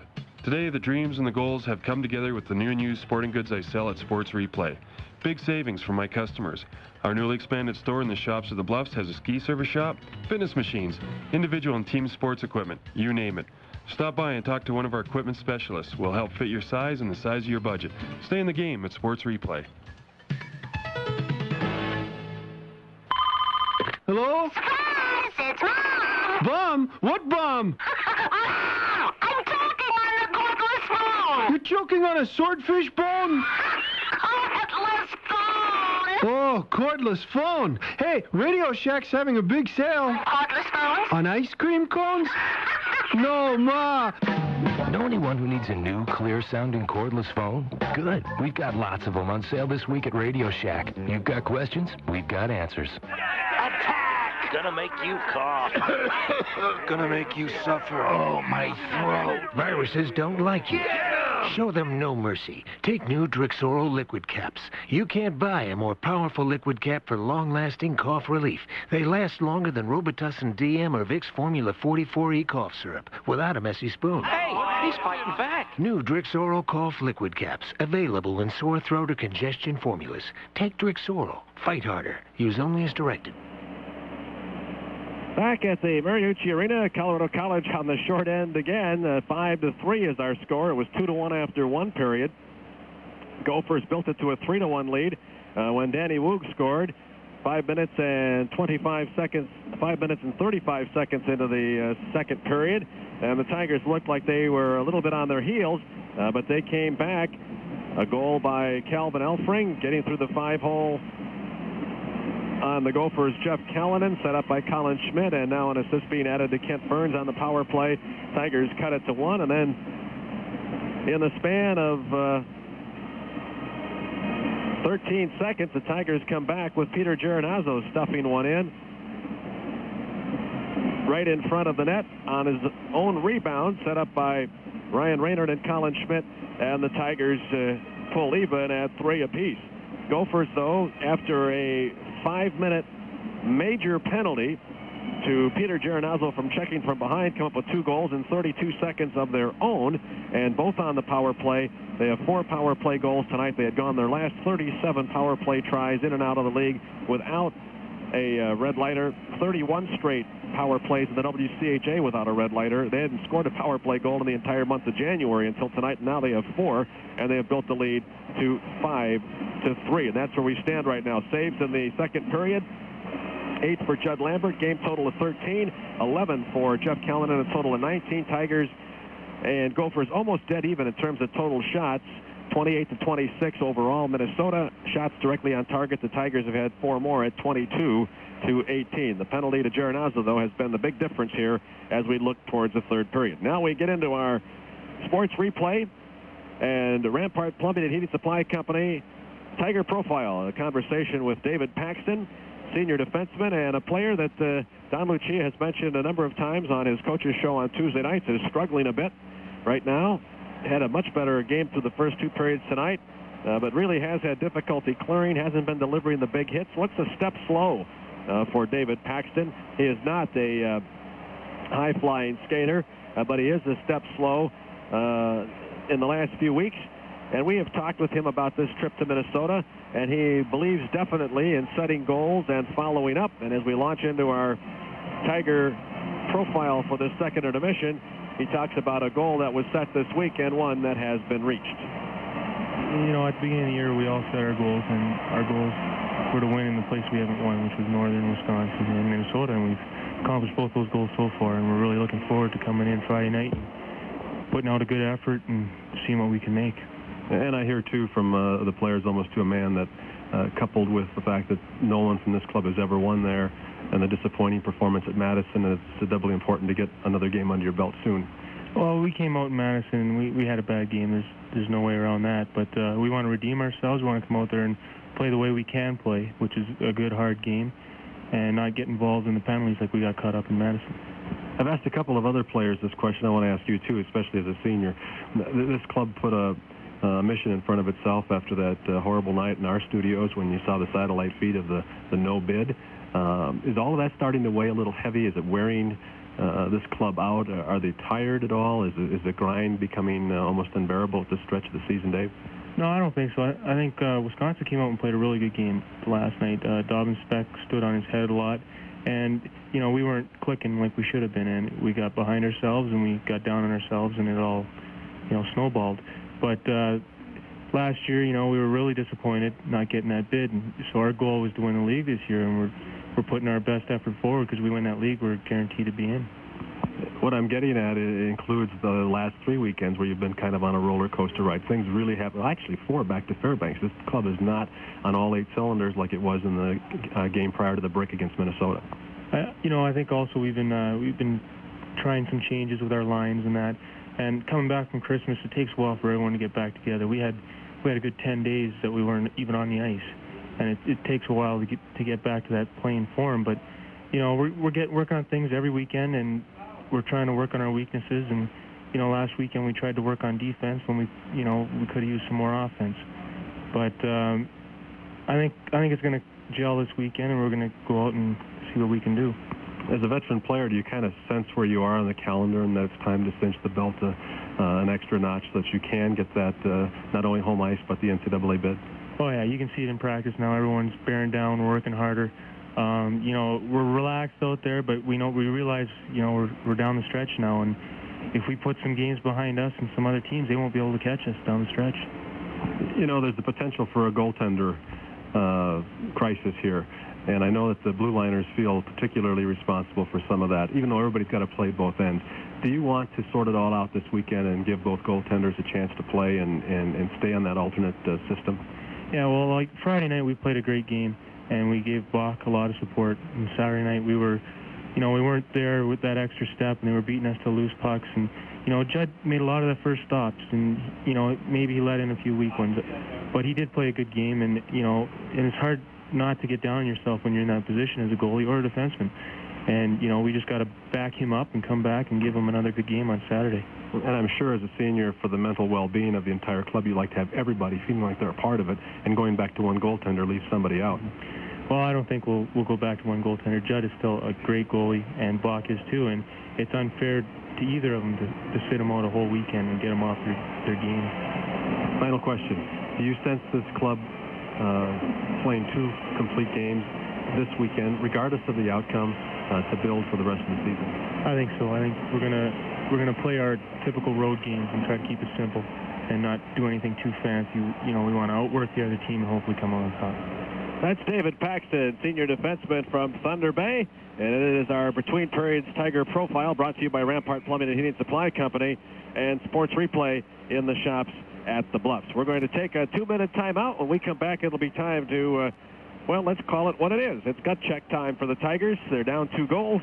They got a chance to pull off their first sweep here since the month of February in 1977, and they have a chance to move up as far as 7 points on the rest of the league, which would essentially make them now the odds-on favorite to repeat as the WCHA regular season champions and give them that long-sought-after goal that they set after the end of last season of making it to the NCAA tournament. An automatic bid is at stake for the McNaughton Cup winner, and the Tigers can take an enormous step towards that if they're able to recover from the 2-goal deficit in the third period and pack in another victory here tonight. We'll find out if the Tigers are made of that championship stuff.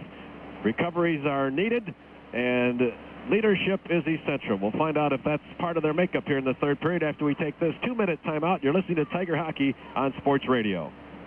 The Colorado College Tigers are finishing up a stretch of 18 games in which they've played 14 on the road. And Tuesday at 6 on the Don Lucia Coaches Show, the coach will be talking about home sweet home. And won't it be nice for a change? Join us to talk college hockey Tuesday at 6 on Sports Radio. Brought to you in part by Game Day, Lovett & Associates Realtors, and Academy Fence. A look back at the Minnesota series, a look ahead to a homestand with St. Cloud. That and more Tuesday at 6 on Sports Radio, AM 1240 KRDO. A brief history of the cough drop. In the 1890s, there were candy cough drops. When the drop was gone, your cough came back. Then came the 60s and menthol drops. They lasted about an hour. But now, introducing the next generation of cough drops. New Sucrets 4-hour cough drops. With the same cough suppressant found in some prescription medicines to help stop coughs up to 4 hours. New Sucrets 4-hour cough suppressant. Made stronger to last longer. Use only as directed. If you suffer from painful itching and want immediate effective relief, here's important medical news. Gold Bond Medicated Anti-Itch Cream provides itch relief that starts to work on contact. And a recent clinical study showed at 10 minutes, Gold Bond Cream provided more effective itch relief. Better than Cortisone 10, Cordate, and Lanacaine. And Gold Bond Cream contains 2 medically proven pain relievers not found in any leading brand. For effective, immediate itch relief, try Gold Bond Medicated Anti-Itch Cream. Use as directed. This Sunday, NBA Radio kicks off its 4th season with a battle between the last 2 NBA champs. There's a backdoor line. MVP Akeem Olajuwon and the defending champion Houston Rockets visit All-Star Scottie Pippen and the Chicago Bulls. Leaves it for Pippen for the slam. I'm Tom Hanneman. I'll have the NBA Radio pregame show beginning at 10:30. Then join Joe McConnell and Hall of Famer Wes Unseld from the United Center in Chicago. That's the Bulls and Rockets Sunday on NBA Radio. Back live at Mariucci Arena on the campus of the University of Minnesota, the Golden Gophers and the Colorado College Tigers have returned to the ice to get underway with the third and final stanza here. And at the moment, there is nobody in the Colorado College net starting to do the typical landscaping that goaltenders do. Now we see Judd Lambert making his way in there. Tigers on the short end of a 5-3 count here, but a game that is still a long ways from being under anybody's control here on Game 2 of the 2-game series Tigers with a 2-1 edge in the season series to date, and obviously a big feather to be put into the Tigers' cap if they can come away from here with a sweep and take the season series 3-1. They will not have a lost ledger with this team at any rate. In fact, the Tigers are not trailing in any of their season series in the WCHA. Tigers and Gophers now both huddle around their respective goaltenders as the officials make their way to center ice, and soon will be underway here in period number 3. Dave Moraz, Sports Information Director from Colorado College, helping us out this weekend with some analysis of the Tigers' play. And Dave, I still don't believe that this one is out of reach or out of control.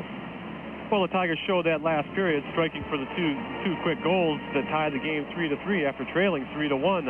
And they've shown all season that they can score a lot of goals and score them very quickly. And I believe that the goals by Elfring and Geronazzo came a minute apart, and it's the 8th or 9th time this season the Tigers have scored twice within a minute. So they continue that pattern, and trailing 5-3 going into the third period. I think it's crucial that they get the first goal of the period here. And I suspect at the other end, Doug Woog has told his charges that Colorado College is a workmanlike club and it plays with a lot of emotion and intensity, so buzz that net and make them earn it here if they're going to do anything to the Gophers in the third period. So we'll wait and see what transpires. Ready to go here, third period, brought to you by Rampart Plumbing and Heating Supply Company, Rookies, Game Day, Sports Replay, the Sheraton, Whitney Electric, American Telecasting, and Levitt and Associates Realtors. Gophers have the puck off the faceoff. Bonin is coming in. Drop pass for Kraft. Slides it towards the net. It's wide of the mark to the near side. Gophers get the first rush and a good scoring opportunity, and their forechecking keeps it in.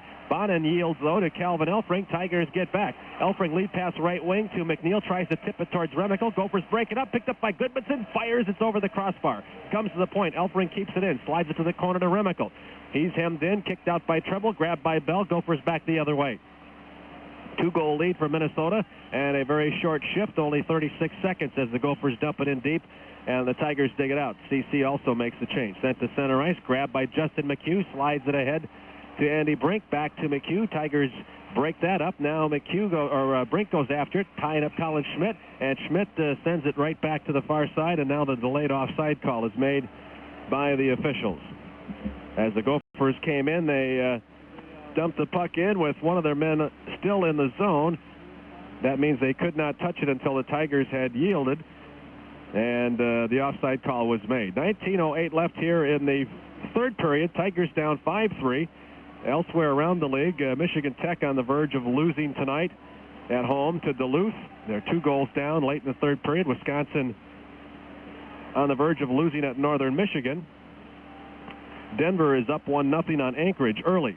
Tigers get in along the far board. Schmidt tied up, picked up by McHugh, tries to get it out. Geronazzo joins in to try and free it up.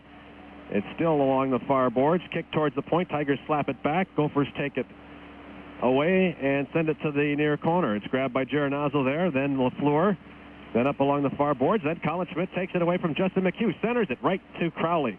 Misfiring, trying to hit Ryan Raynard. Crowley tries to get it out and does. Dumps it in deep. They wave off. No, they are going to call icing. So we'll take our first break of period number 3. It is still 5-3 Gophers. We've played a minute and a half. Back in 30 seconds. Colorado College Bookstore wants to wish the Colorado College hockey team the best of luck. Go Tigers! Colorado College Bookstore has a wide selection of books and much more. They have CC clothing, including t-shirts and sweatshirts, greeting cards, office supplies, and a ton of books like text, leisure, reading, and reference.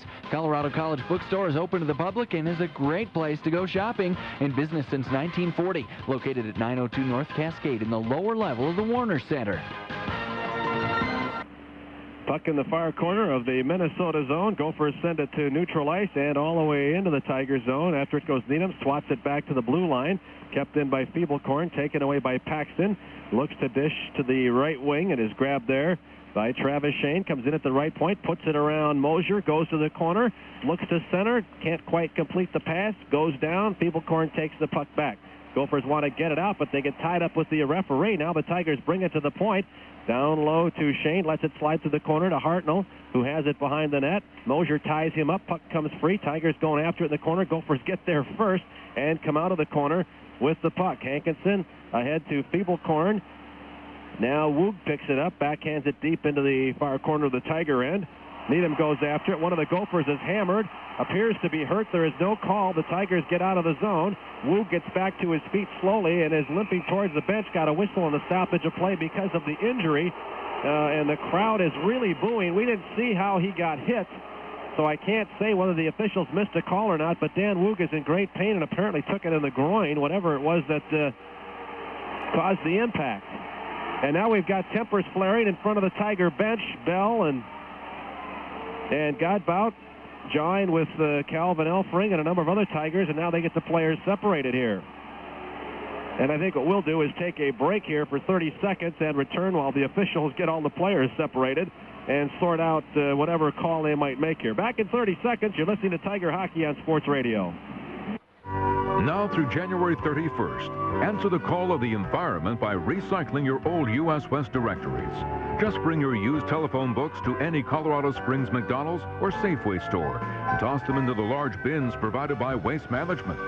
Help keep Colorado Springs beautiful and make a difference for generations to come. The 1995 Phone Book Recycling Drive, now through January 31st. Sponsored by KRDO AM FM TV. Well, there is no call made here as we come back to action. Dan Woog, the injured player, and his father, Doug, really working with the officials, and the officials told him to shut up or risk a bench penalty. Puck comes to neutral ice as we resume action here. Gophers put it off the far boards, picked up by Andy Brink, moves towards the net, has to circle as the Tigers redirect his pattern. It's free in the near corner. Now 4 players wrestle for it. Oh, and some pushing and shoving, and a penalty coming to the Tigers as Suizo pushed Godbout off the puck. And let's see what the call is going to be here. Maybe we'll have coincidentals come out of this, and I think we are. Tigers really coming out aggressive here early in the third period, trying to get back into this hockey game. And the situation with Danny Woog, there was no penalty called. The Gophers thought that there should have been, and we never did see a replay, so we don't know really what happened actually. But the 2 Tigers are going into the box now, so Minnesota is going to have another power play. So Bodker goes into the box for CC, and we can't ascertain from our vantage point who the other players are at the moment, but we'll get the information to you as soon as possible. But Dave is absolutely right. Gophers will go on the power play here.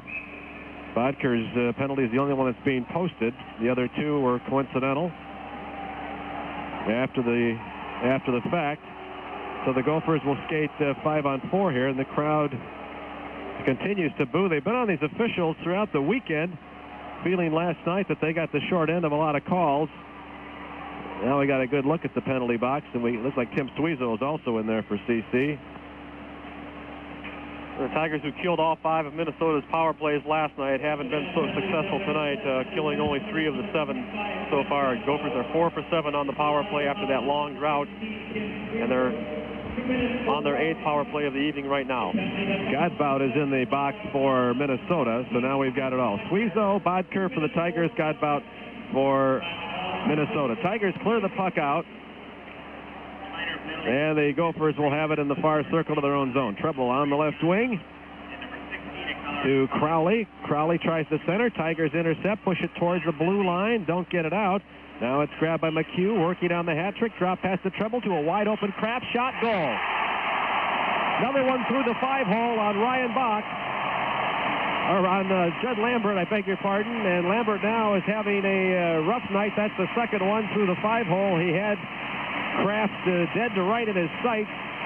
Granted, Kraft probably could have made some other kind of move to take Lambert out of position, but he stayed his ground, and Kraft went through the 5-hole. And Judd, you can tell Judd's just a little tentative in the nets now. He's had three consecutive Saturdays where he's had shaky outings, and he's not really coming out and challenging the shooters. He's kind of sitting back and letting them make the move. Well, last night we talked to Don Lucia about worrying if the Gophers would break free on the power play, and they've got 6 goals tonight, and 5 of them are on the power play. And here's another shot, knocked free behind the net. Gophers really now trying to finish the Tigers off. Tigers send it in deep, ice the puck, and with that delay of game, we'll pause for 30 seconds and return back in 30 seconds. This is Tiger Hockey on Sports Radio. At the Sheraton Colorado Springs Hotel, they'll make your weekend getaway or holiday visit to the relatives an experience that is truly relaxing and enjoyable. Conveniently located at I-25 and South Circle Drive, the Sheraton Colorado Springs Hotel offers you more, including a heated indoor pool, hot tub, health club facilities, plus much more. Best of all, their great selection of special weekend rates and vacation packages start at only $66.50. For reservations or more information, call 719-576-5900. The Sheraton Colorado Springs Hotel, waiting to welcome you. We are back to action here at the Mariucci. Both teams even strength now. Playing 5-on-5. Tigers with the puck. Dumped off the near boards deep into the Minnesota end, and the Tigers have iced the puck. 15:54 to play. Third period. Gophers up by 3 goals. We'll keep it right here. Tuesday night, the Don Lucia Coaches Show on Sports Radio. And we'll start to talk about the St. Cloud series. The St. Cloud State Huskies coming in. The preseason favorite have struggled a bit, but have now started to get their people healthy again, and will be coming to the Kennett Ice Arena next weekend. Minnesota unconscious here on the power play. They are 5 of 8. And Don Lucia will tell you that it's a streaky part of the game. After going 31 straight WCHA power play tries without a goal, they now have 5 out of 8. And the Tigers, in clearing it out, ice the puck again. And now this is a disheveled Tiger bunch at the moment. They haven't been able to establish any continuity here in the third period. We're down 2 goals to begin it, but now they are down 3, and 4 minutes and 17 seconds have gone off the clock as they try to right the ship. And I think it was really critical for the Tigers to score the first goal of this period. Now we're looking at a 6-3 deficit, and although there are 16 minutes to play, it doesn't look good for the Tigers.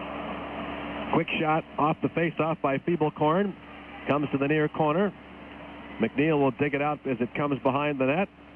Remickle takes it, sends it behind the net back the other way, looking for John Steiner. He looks up ice, now doesn't get the puck.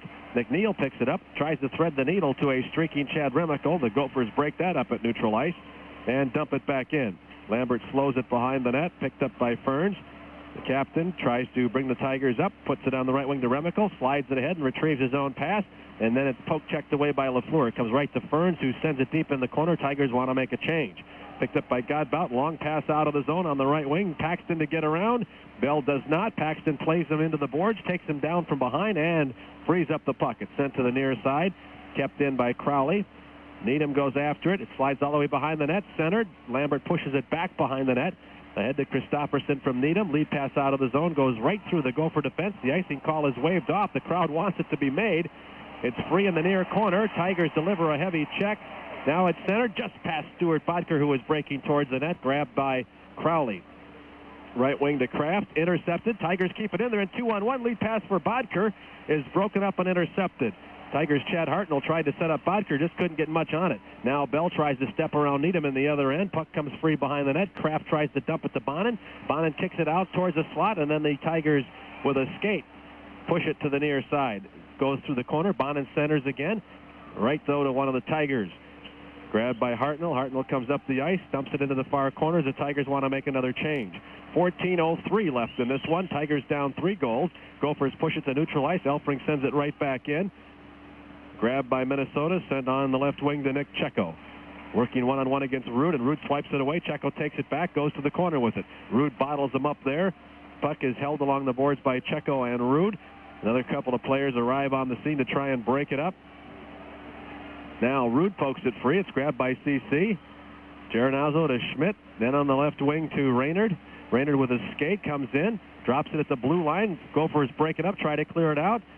Now Colin Schmidt pins Andy Brink to the board to keep it in play, and then the Gophers reach in and break it up. Geronazzo trying to keep it in, loses out. Oh, Checo picks up the puck, heads down the ice, and Geronazzo gets his stick up around Checo and pulls him down. Another penalty coming to the Colorado College Tigers. Colin Schmidt has words with one of the referees. He comes off that there was something going on at the other end that they may have missed. It's not Peter Geronazzo, it's Calvin Elfring going to the box. situation, Jeff, and it was about the most blatant hook you'll ever see. Yeah, there's no question about that one. And as quick as Calvin is, and Checo not one of the more fleet players on the Minnesota club, Calvin probably had the opportunity to catch up with him, but just wouldn't take the chance. 13-14 left in this one. And another power play chance for the Gophers here, as they are 5 of 8 here, 3 out of 4 in the second period alone, and 1 for 2 in this period so far. 13-14 left. Gophers looking to build the lead and finish the Tigers off here tonight. Tigers grab it, and they got a short-handed breakaway. Chad Remical going. Oh, Callahan makes the save and loses sight of it, but quickly there is Dan Treble to break it up and get out of the zone. Remical with a great scoring chance. Callahan denied him, although he didn't really see where he had made the save. Sent behind the Tiger net. Now up top to Treble, looks to pull the trigger, sends it down low. Root breaks it up. It comes to Crowley. He takes the drive, knocked down by a diving Chad Remical. Oh, Kent Burns is knocked down, and Justin McHugh will take a penalty here. And the Tigers will get back to a 4-on-4, and then we'll have a 33-second power play advantage after the minute 27 is expired on Elfring's penalty. And how the Tigers could have used that shorthanded goal by Remical. Remical had a clear-cut breakaway, didn't have a full head of steam going into the Minnesota zone, but he was in the clear. The puck, he overskated the puck a little bit, but regained control of it, made a couple moves, and Callahan stuck with him and made the save. And alertly, Dan Treble was there to sweep away the rebounds because Callahan did not have any idea where it was. So 4-on-4 here. And let's see if the Tigers can take advantage of their quickness and get one back with 4-on-4. With the puck is David Paxton, sends it behind the net, looking for Stuart Bodker, playing back at his natural center position this weekend. Up the ice comes Bob Needham. Dumped into the far corner. Well, we're getting a couple of finals here as the Tigers dump the puck in deep. Wisconsin recovered from a 5-2 deficit to earn a 5-5 tie with Northern Michigan. Second straight tie in Marquette. So Wisconsin stays at 10-8 in the one-loss column, picks up its third tie, and 23 points. They will not get any closer than 5 on Colorado College. Northern goes to 8-9-3 and 19 points.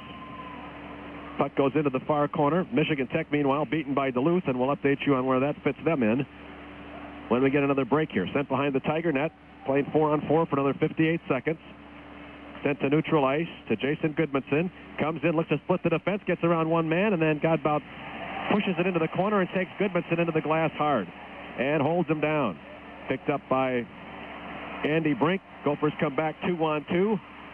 Comes in at the point. Oh, now they've got a man ahead of the field. Shot. Big save by Judd Lambert. It goes to the far side. Tigers clear it out, and there is a confidence builder for Judd Lambert as a trailing Gopher got in on Lambert one-on-one, and Judd makes the save.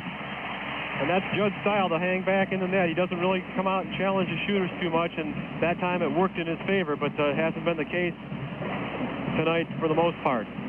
Faceoff will come far circle in the Colorado College zone. Duluth in knocking off Michigan Tech hikes its record to 6-11-4. Now with 16 points, Michigan Tech drops to 9-9-2 and stays with 20 points.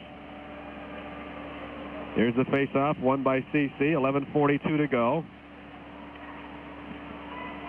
Picked up near side Crowley, high in the Minnesota zone to Bell. He's got to go all the way behind the net. Doesn't still have control of the puck. Now he dishes near side to Crowley. Gophers in charge here, 6-3 with 11:26 to go. Tigers about to go on the power play in another 10 seconds. Eric Rude steps around Nick Checo with the puck, heads back the other way. Slides it to the far side boards. Colin Schmidt was headed that direction, then had to come back as he was going to be offside. Penalty to CC expires. They get the power play for another 27 seconds here. Remical picks it up high. Now goes to the corner. Looks to center. Nobody open. Circles the net. Now it's got a man open. McNeil, and Jay can't control the puck. Had a wide open alley to the net.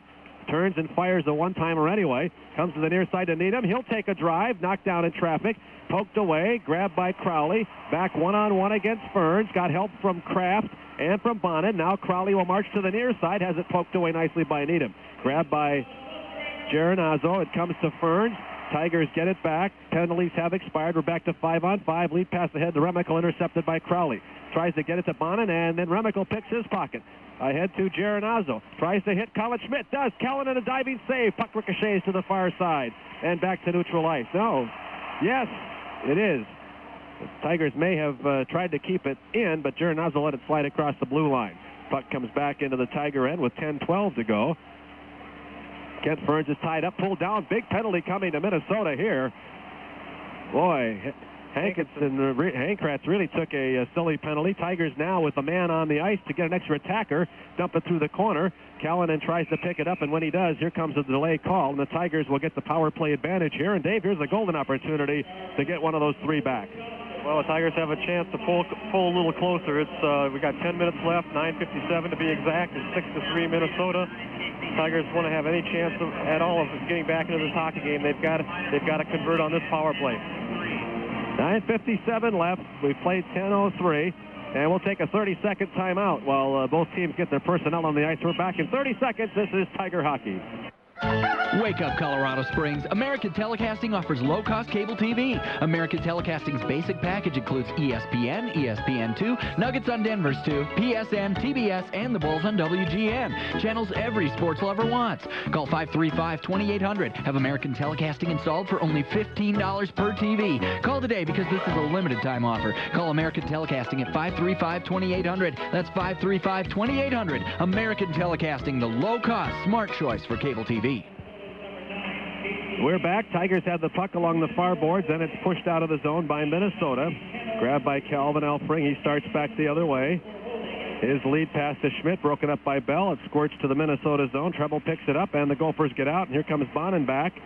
1 against 2, and he's looking towards the net, but it's poked away by Elfring. Grabbed by Schmidt, sends it back towards Eric Rude, then to Geronazzo far side. He's hipped by Treble, who makes a nice play to play the body on the puck and nearly hit Bonin on a breakaway. Now McHugh comes in, working on the hat trick. Shot deflected off of the chest of Jed Lambert into the seats in the far corner, and a stoppage of play with 9:19.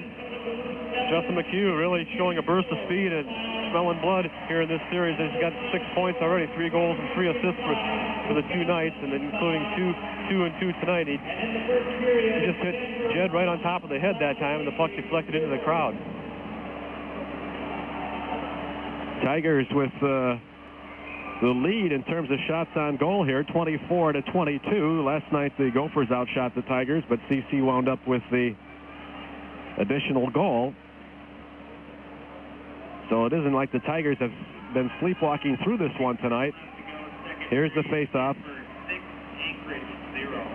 The Pioneers, we've just been told, have exploded from a 1-0 first period lead to a 6-0 second period lead at the far point in the Minnesota zone. The Ferns fakes the one-timer, goes back on the far side up top to Ferns, slides it down low, broken up, and then retrieved by Bodker. Goodmanson tries to take it away. Gophers try to clear it out, picked up by Bodker. He has it poked away by Treble, who's had a magnificent night at defense tonight. To Goodmanson, Gophers intercept and get out of the zone. Checo will dump it deep, and it appears now that Minnesota is not going to let CC get up off the deck. The crowd gives the penalty kill unit a nice round of applause as Doug Woog changes up that special unit. Now to Goodmanson to McNeil. Jay wasn't looking for the pass, and the Gophers fire it out. It comes into the Gopher bench and then into the crowd below us here, so there'll be a face-off in the Minnesota, and Tigers still have 35 seconds left on this power play. We'll take another timeout while they bring the players back into the Minnesota zone. Back in 30 seconds, this is Tiger Hockey. Is your business planning a meeting, company picnic, or party? Consider SkySock Stadium with food by Diamond Concession and Catering. Diamond Catering provides affordable custom catering for events at SkySock Stadium or at your location. And now's the time to book SkySock Stadium for your company or family picnic this coming summer. Call today to get the best date for your group. Diamond Concession and Catering will give you a free custom event quote. Call today for more details. Check the white pages under Diamond Concession and Catering. Tigers with the puck at center ice. Send it through the far corner. Callanan will slow it behind the net. Leave it for Crowley. Tries to clear it out. It comes off Chad Remickle right to Brian Bonin. Bonin to Crowley getting out, and the Gophers are back 2-on-2 shorthanded, and they've got LaFleur trailing. Crowley looks towards the net, now dumps it into the near corner. Tigers will dig it out, and Root sends it up along the near side to Calvin Elfring, who had his first goal of the night earlier tonight. Now a lead pass. Incoming is Jay McNeil. Steps around one man, but Crowley plays the body, and Bell gets the puck. That's the end of the penalty. Gophers maintain their 6-3 lead and now have 7:52 to survive being swept here by Colorado College.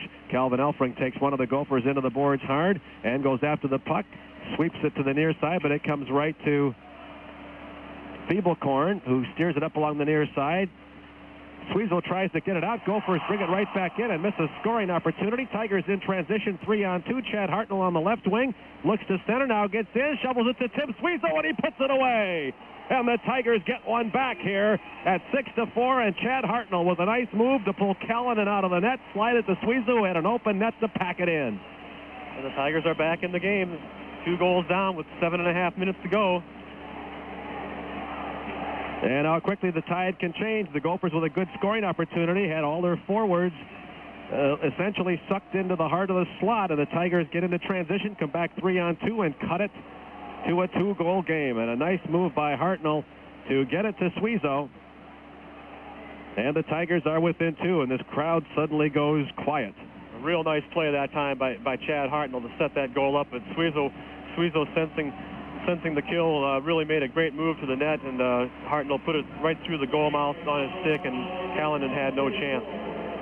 Puck in the far corner. Gophers try to get it out. Oh, and the Tigers, Colin Schmidt had an interception and a break towards the net before it was broken up by Andy Brink. Into the far corner of the Tiger zone. The Gophers bring it back in. 4 players really collide hard. Tigers emerge with the puck. 7:04 left. Get it to neutral ice. Oh, Tigers push down from behind. They'll get a power play here with 7:01 left. And the tide of this game can really turn quickly now. A holding call coming up against the Gophers. We'll pause for 30 seconds and see if the Tigers have anything left in them here. This is Tiger Hockey on Sports Radio. Let Whitney Electric include you as a satisfied customer. Since 1913, Whitney Electric has been serving Colorado Springs and is proud of the continuing commitment to the area. No job is too small for the highly trained electricians of Whitney Electric. On call 24 hours a day to repair any type of electrical problem. From light fixtures to circuit breakers to full remodels, you can count on Whitney Electric to give you old-fashioned reliability with modern service. Phone 473-4212 for Whitney Electric. We are back to action here. A holding call on Justin McHugh. The Tigers get the power play advantage. They just scored a goal 25 seconds ago. And now they're on the power play, and they keep it in. Oh, it's poked away at the last moment to neutral ice, and the Tigers are offside. Oh, the Tigers had another alley to the net with a possible give-and-go 2-on-1 situation coming out of the left wing, and a nice effort again on the part of Dan Treble, I believe, to get it out of the zone and prevent the Tigers from getting a rush on Callanan. The best thing about that penalty is to get Justin McHugh off the ice for a couple of minutes, because Justin McHugh really has killed the Tigers tonight. Well, he's had a terrific 2 nights overall. Now the Tigers will come in. Goodmanson high in the zone, dishes it far side to Bodker. Bodker goes to the corner. Treble pokes it away again. Bodker tries to slide it up along the boards. Now Remickle comes in to help out, tries to poke it free. And now he comes up with it, but then Treble just turns right around and dishes it right back to the corner, retrieves his own pass, tries to clear it out, and does. Treble has been incredible for Minnesota tonight. Gophers try to poke it away at neutral ice, and there again is Treble, but finally CC comes up with it. And dish to Jay McNeil, comes in high in the zone, slides it to Bodker. Bodker is in and has it poked away at the last moment by Swakman. Bodker picks it up, sends it far side. Here's the drive, deflected in traffic. Rebound comes to the slot. Tigers take another shot at it, and it comes to the near side. McNeil digs it out, shuffles it to Bodker. Bodker to Remickle. Now to Goodmanson. Goodmanson back to Remickle in the corner, tries to flip it up high. Puck is bouncing, so they're having a hard time maintaining any touch passes. Up with it comes Bodker. Shovels it near side to McNeil. Gophers intercept, but it still comes to Jay. Kicks it far side to Remickle. Remickle moves in, tries to center, and Kraft gets in the way of Kent Burns, and they kick it out. 37 seconds left on the man advantage. Tigers bring it right back. Lead pass to Raynard as the units change up. Poked away by you-know-who, Treble. Then to Checo. Now picked off by Rude. Gets it ahead to Geronazzo. Tigers with 22 seconds left on the man advantage. Get it to Schmidt. Schmidt sends it into the corner to Geronazzo. Geronazzo behind the boards to Raynard. Raynard picks it up. Tries to bring it inside. Schmidt's there. Shoots. Callanan the save. Grabbed by Geronazzo to Schmidt. Schmidt works back in the corner to Geronazzo. Moves back. Shot by Raynard. Knocked down. Rebound sent to the slot and cleared out to the near side. 1 second left on the power play. Tigers still have it. Now Geronazzo loses it in the corner, and Treble sends it out of the zone to Justin McHugh. Rude pokes it away, and McHugh takes it back, and he's coming towards the net again. Oh, and a diving breakup. But the Gophers pick it up, send it in again, and Lambert kicks it out near side. Fast and furious play here as we go into the last 4:43. Bonin wants to center, got a man open. That's McHugh. It's over the crossbar. Comes near side. Gophers pick it up.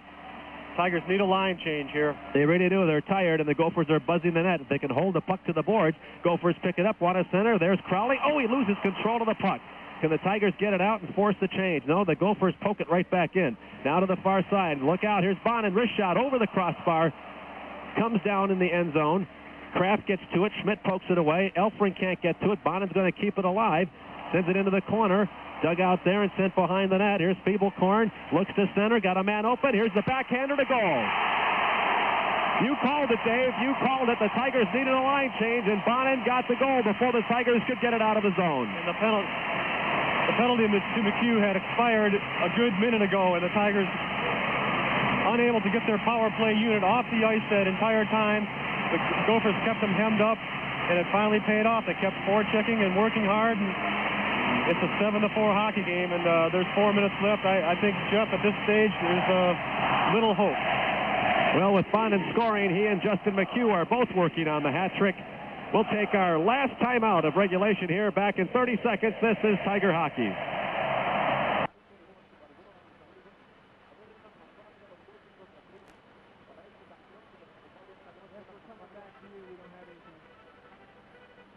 We are going to keep it right here as the Tigers try to send it in. It's intercepted by Woog. Sends it off along the near side boards. It goes all the way deep into the Tiger zone. Needham sends it up along the far side. Grabbed by Jason Christopherson. Ahead to Squeezo. Comes deep into the near circle. Tigers still working to go after it. Comes free in the corner. Dug out by Hartnell. Got a man open. Oh, and Squeezo almost had a second goal. Just couldn't quite get the stick down in time to pull the trigger on the one-timer, but a nice assist again coming out of the end zone from Chad Hartnell. Free in the far corner of the Tiger zone. Tigers with a couple of touch passes get out of the zone. Squeezo carries to neutral ice, gets tangled up with McHugh, then crashes into Mosier. Brink gets it ahead to McHugh in the corner, and the Gophers have iced the puck. Another one of those Saturday nights when things just haven't gone the Tigers' way, Jeff, and Gophers have worked really hard. Gophers deserve this victory tonight, although the Tigers do have a 27-23 shots on goal advantage. They had the two power plays here in the third period that could have gotten them back into this game, despite giving up so many goals. It could have turned into a real shootout. But the Tigers didn't capitalize on those penalties, and it came back to haunt them because the power play unit has been caught on the ice twice tonight after the penalties has expired, and 2 big goals in those situations for the Gophers. Faceoff will come in the far circle in the Minnesota zone. Good news about all of this is the Tigers probably have played a lot harder here tonight than they have the last 2 Saturday nights. Have given Judd Lambert a little more support, and Judd probably has had a little softer night tonight than he had in the 2 losses the previous 2 Saturdays.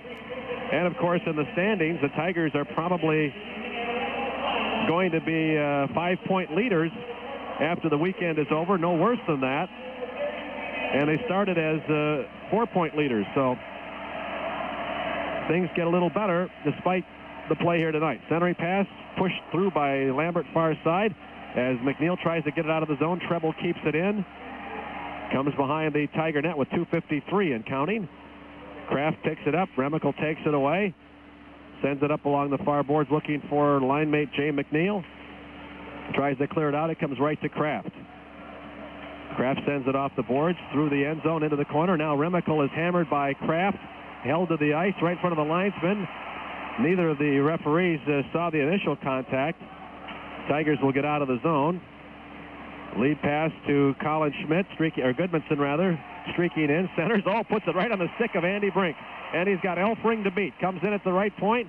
Elfring runs him behind the net, thinks wraparound, and Elfring pokes it away. Now it comes up along the near boards, and the Tigers get out 2-on-2. Goodmanson with Elfring, but the Tigers are going to change up with 2:08 to go. Puck slowed behind the net by Callanan. Then to LaFleur, clears the neutral ice. Comes right to Elfring. Then to Schmidt, back to Elfring. He dumps it in deep. Through the corner it comes. Crowley slaps it back through the corner. Looking for Hankinson near side. He sends it back far side to Pankratz. He sends it to Crowley. Leaves it in the high in the zone. Tigers nearly are able to convert the turnover. Now Crowley gets it out with 1:38 to go. Comes through the corner. Behind the net. Grabbed there by Hankinson. Leaves it behind. Stumbles. Wants to center. Geronazzo takes it away. Lead pass out of the zone to Colin Schmidt. Oh, Tigers try to hit Jason Christopherson. Stick up underneath his chin, and he goes down. And he's got a tender neck and upper body anyway from the collision with the boards yesterday. And a penalty comes to the Gophers with 1:20 left here in regulation. Well, the Tigers have a chance here to make it a 7-5 hockey game, and it'd be nice to get a power play goal and save a little face, because it continues a string of embarrassing Saturday nights for the Tigers. It's three straight Saturdays, second games of series where the Tigers have come up against an opponent that is in the midst of a goal-scoring slump. Teams that don't score a lot of goals. Duluth the first week at home at the Air Force Academy, exploding for 5 goals in the third period, and then Wisconsin snapping out of their slump last Saturday night with the 8-1 victory, and then Minnesota here tonight, 7 goals. That's an awful lot of goals for this Gopher team that has struggled so bad offensively. Puck is sent into the Tiger end as they start the face-off, and Dave, you've targeted that very well. I think even though there have been some work ethic lapses, the Tigers may be victims of the law of averages more than anything else. Sooner or later, these clubs who have a lot of talent are going to shake the cobwebs, especially now as you go down the stretch and home ice is at stake.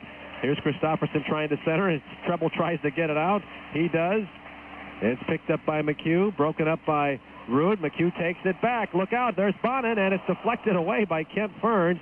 Both McHugh and Bonin working on the hat trick here. Here comes Christopherson, comes in at the near side, dumps it to the point. He's knocked hard to the ice. No call.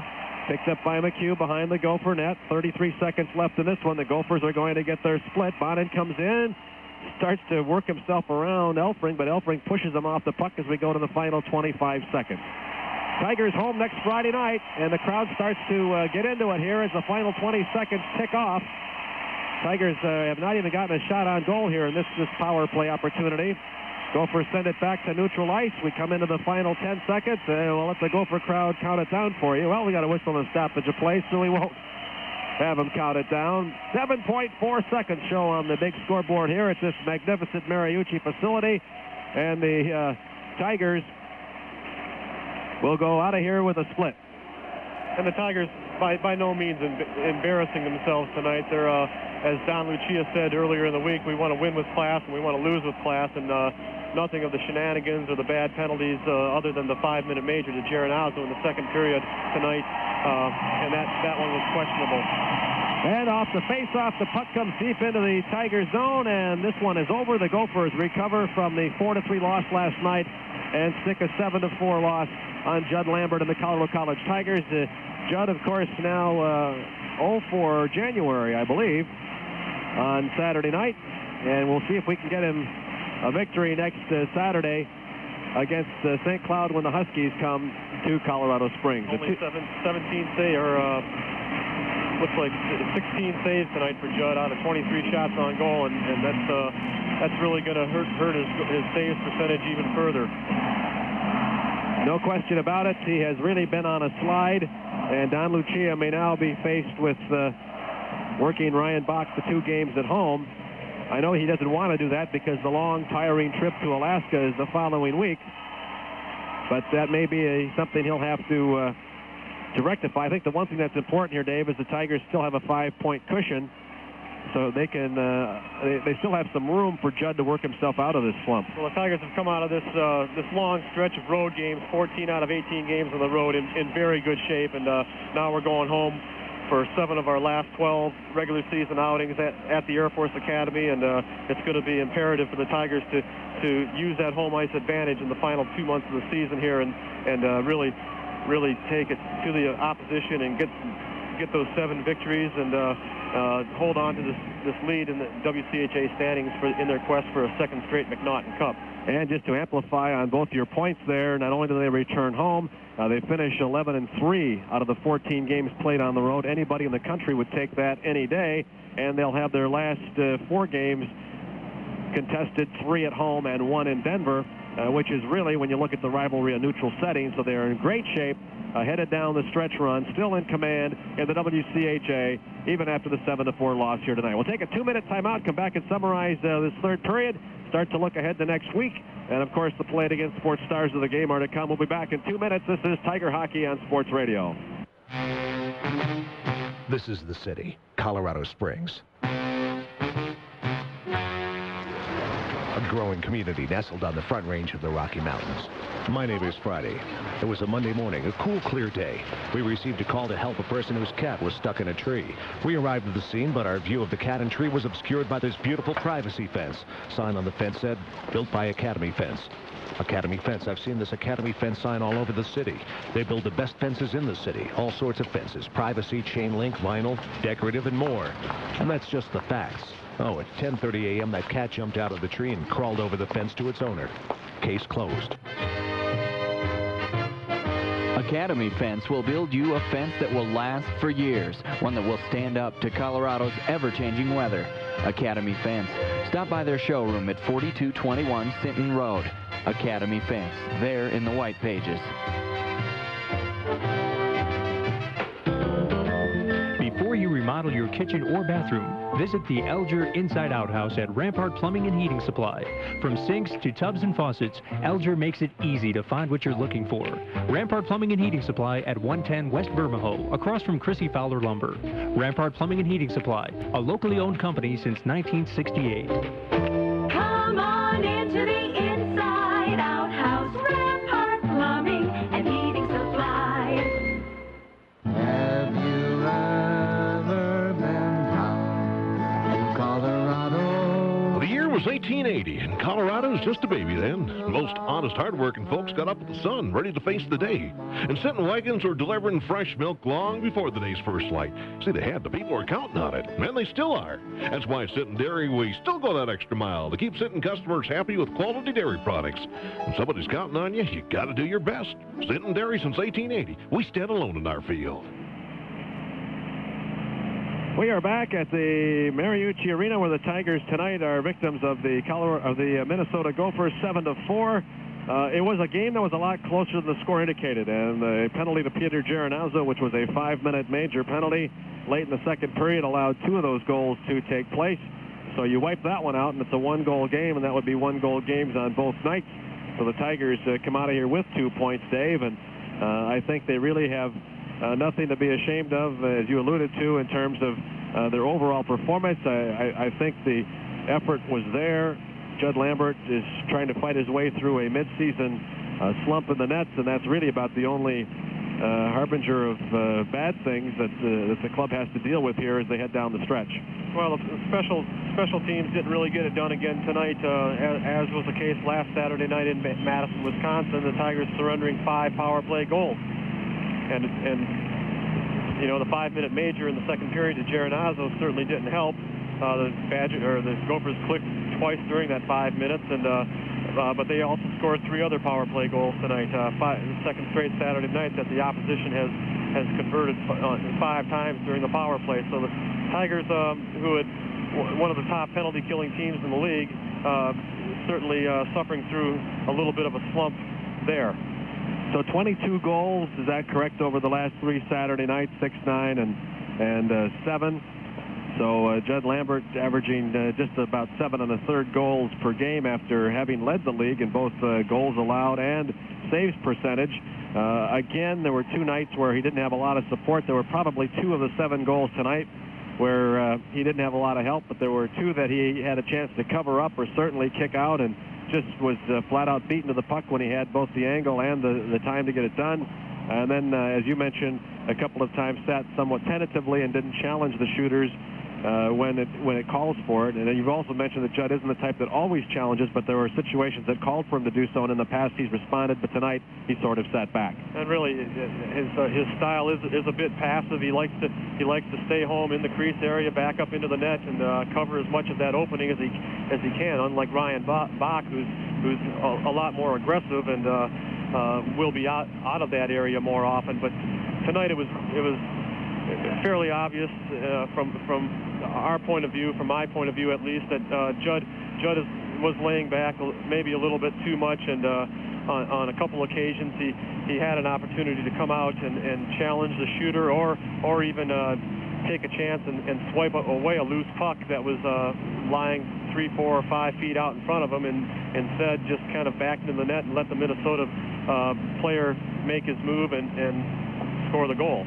And so it winds up a 7-4 victory for Minnesota. The Tigers and Gophers split their season series, but the Tigers win here in Minneapolis-St. Paul for the first time in 5 seasons.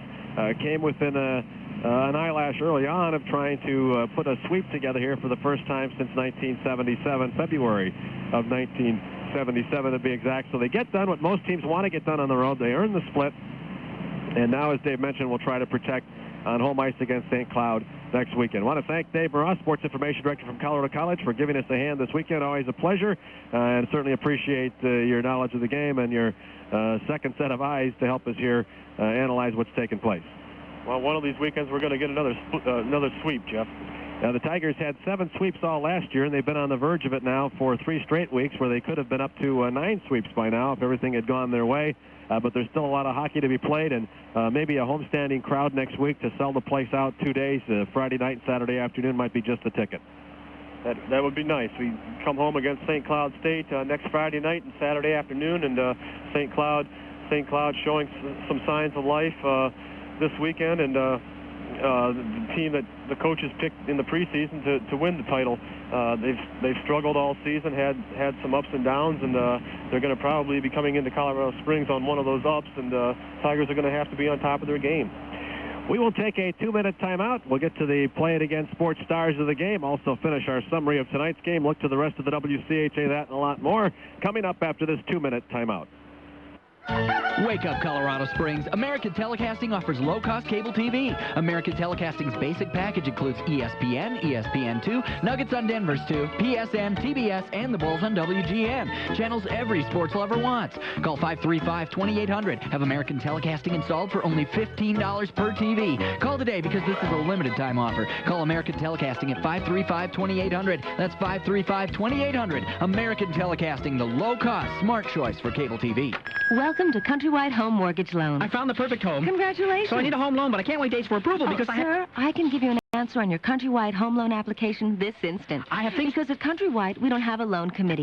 All I need is some basic documentation. We can do it right now. Right now. Oh, okay. Well, my name is Brian Greer. Hi, Brian. Your address? 47518. Call Countrywide at 800-877-LOAN. That's 800-877-LOAN. Countrywide. Easy. Really. Equal housing lender. So you've got a sore throat. How sore is it?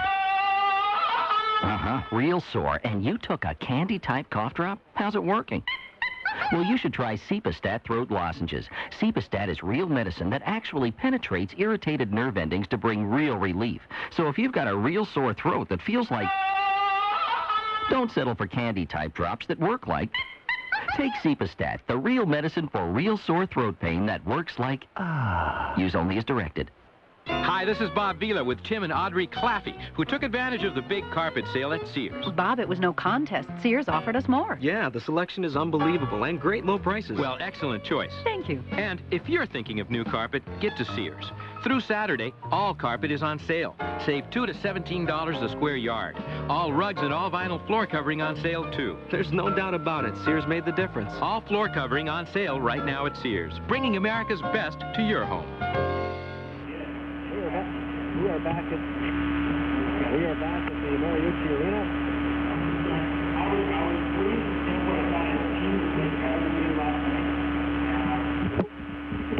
Back live at Mariucci, where the Colorado College Tigers have lost by a score of 7-4. We'll listen in on Don Lucia's comments in the post-game press conference. He already has stated that Judd Lambert struggled tonight. They wanted to go to Ryan Bach, but Ryan's shoulder is sore from last night, so they did think about making a change, but they didn't. Lucia also said the game turned on the major penalty to Peter Geronazzo, and now we'll listen in on some of his comments. You guys said which side you're on the Bach side or looking at it. Which way? I don't know where the press is at. We're on your side. So, I mean, I couldn't see it. They called it. What do you do? I mean, they're supposed to call it tight, but there's no question the game changed with that call. Lucia is possibly disputing the call on Peter Geronazzo, and he said he didn't see it fully, but when he heard what had happened, that he thought maybe the call shouldn't have been made. I thought we moved the puck better tonight. I thought we skated better. I thought we limited Minnesota scoring opportunities much more than last night, and probably most of the scoring opportunities came when they were on the power play. But they played well. They had to have this game, and they came through with a big win for them. And Don, of course, hinting at what he talked about earlier in the week, that the Gophers had more at stake than the Tigers did. You're listening in on the post-game press conference of Don Lucia meeting with the Minnesota media. And,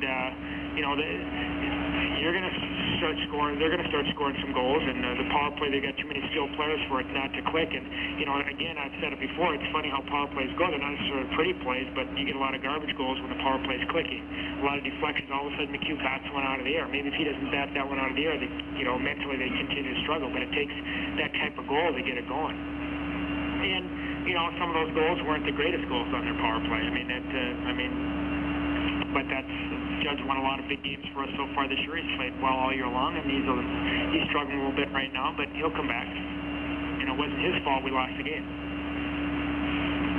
And that pretty much puts it in perspective. Even though he is struggling, it is not his fault, according to Don Lucia. Judd Lambert's fault that the Tigers lose tonight's game. The comments of head coach Don Lucia. If we have time, we'll also try to bring you Doug Woog's comments. He was very complimentary to Colorado College before the start of tonight's game, and we'll see what he has to say tonight following his team's 7-4 win. Gophers got on top in the first period, scoring 2 goals. One of those on the power play. Tigers even things up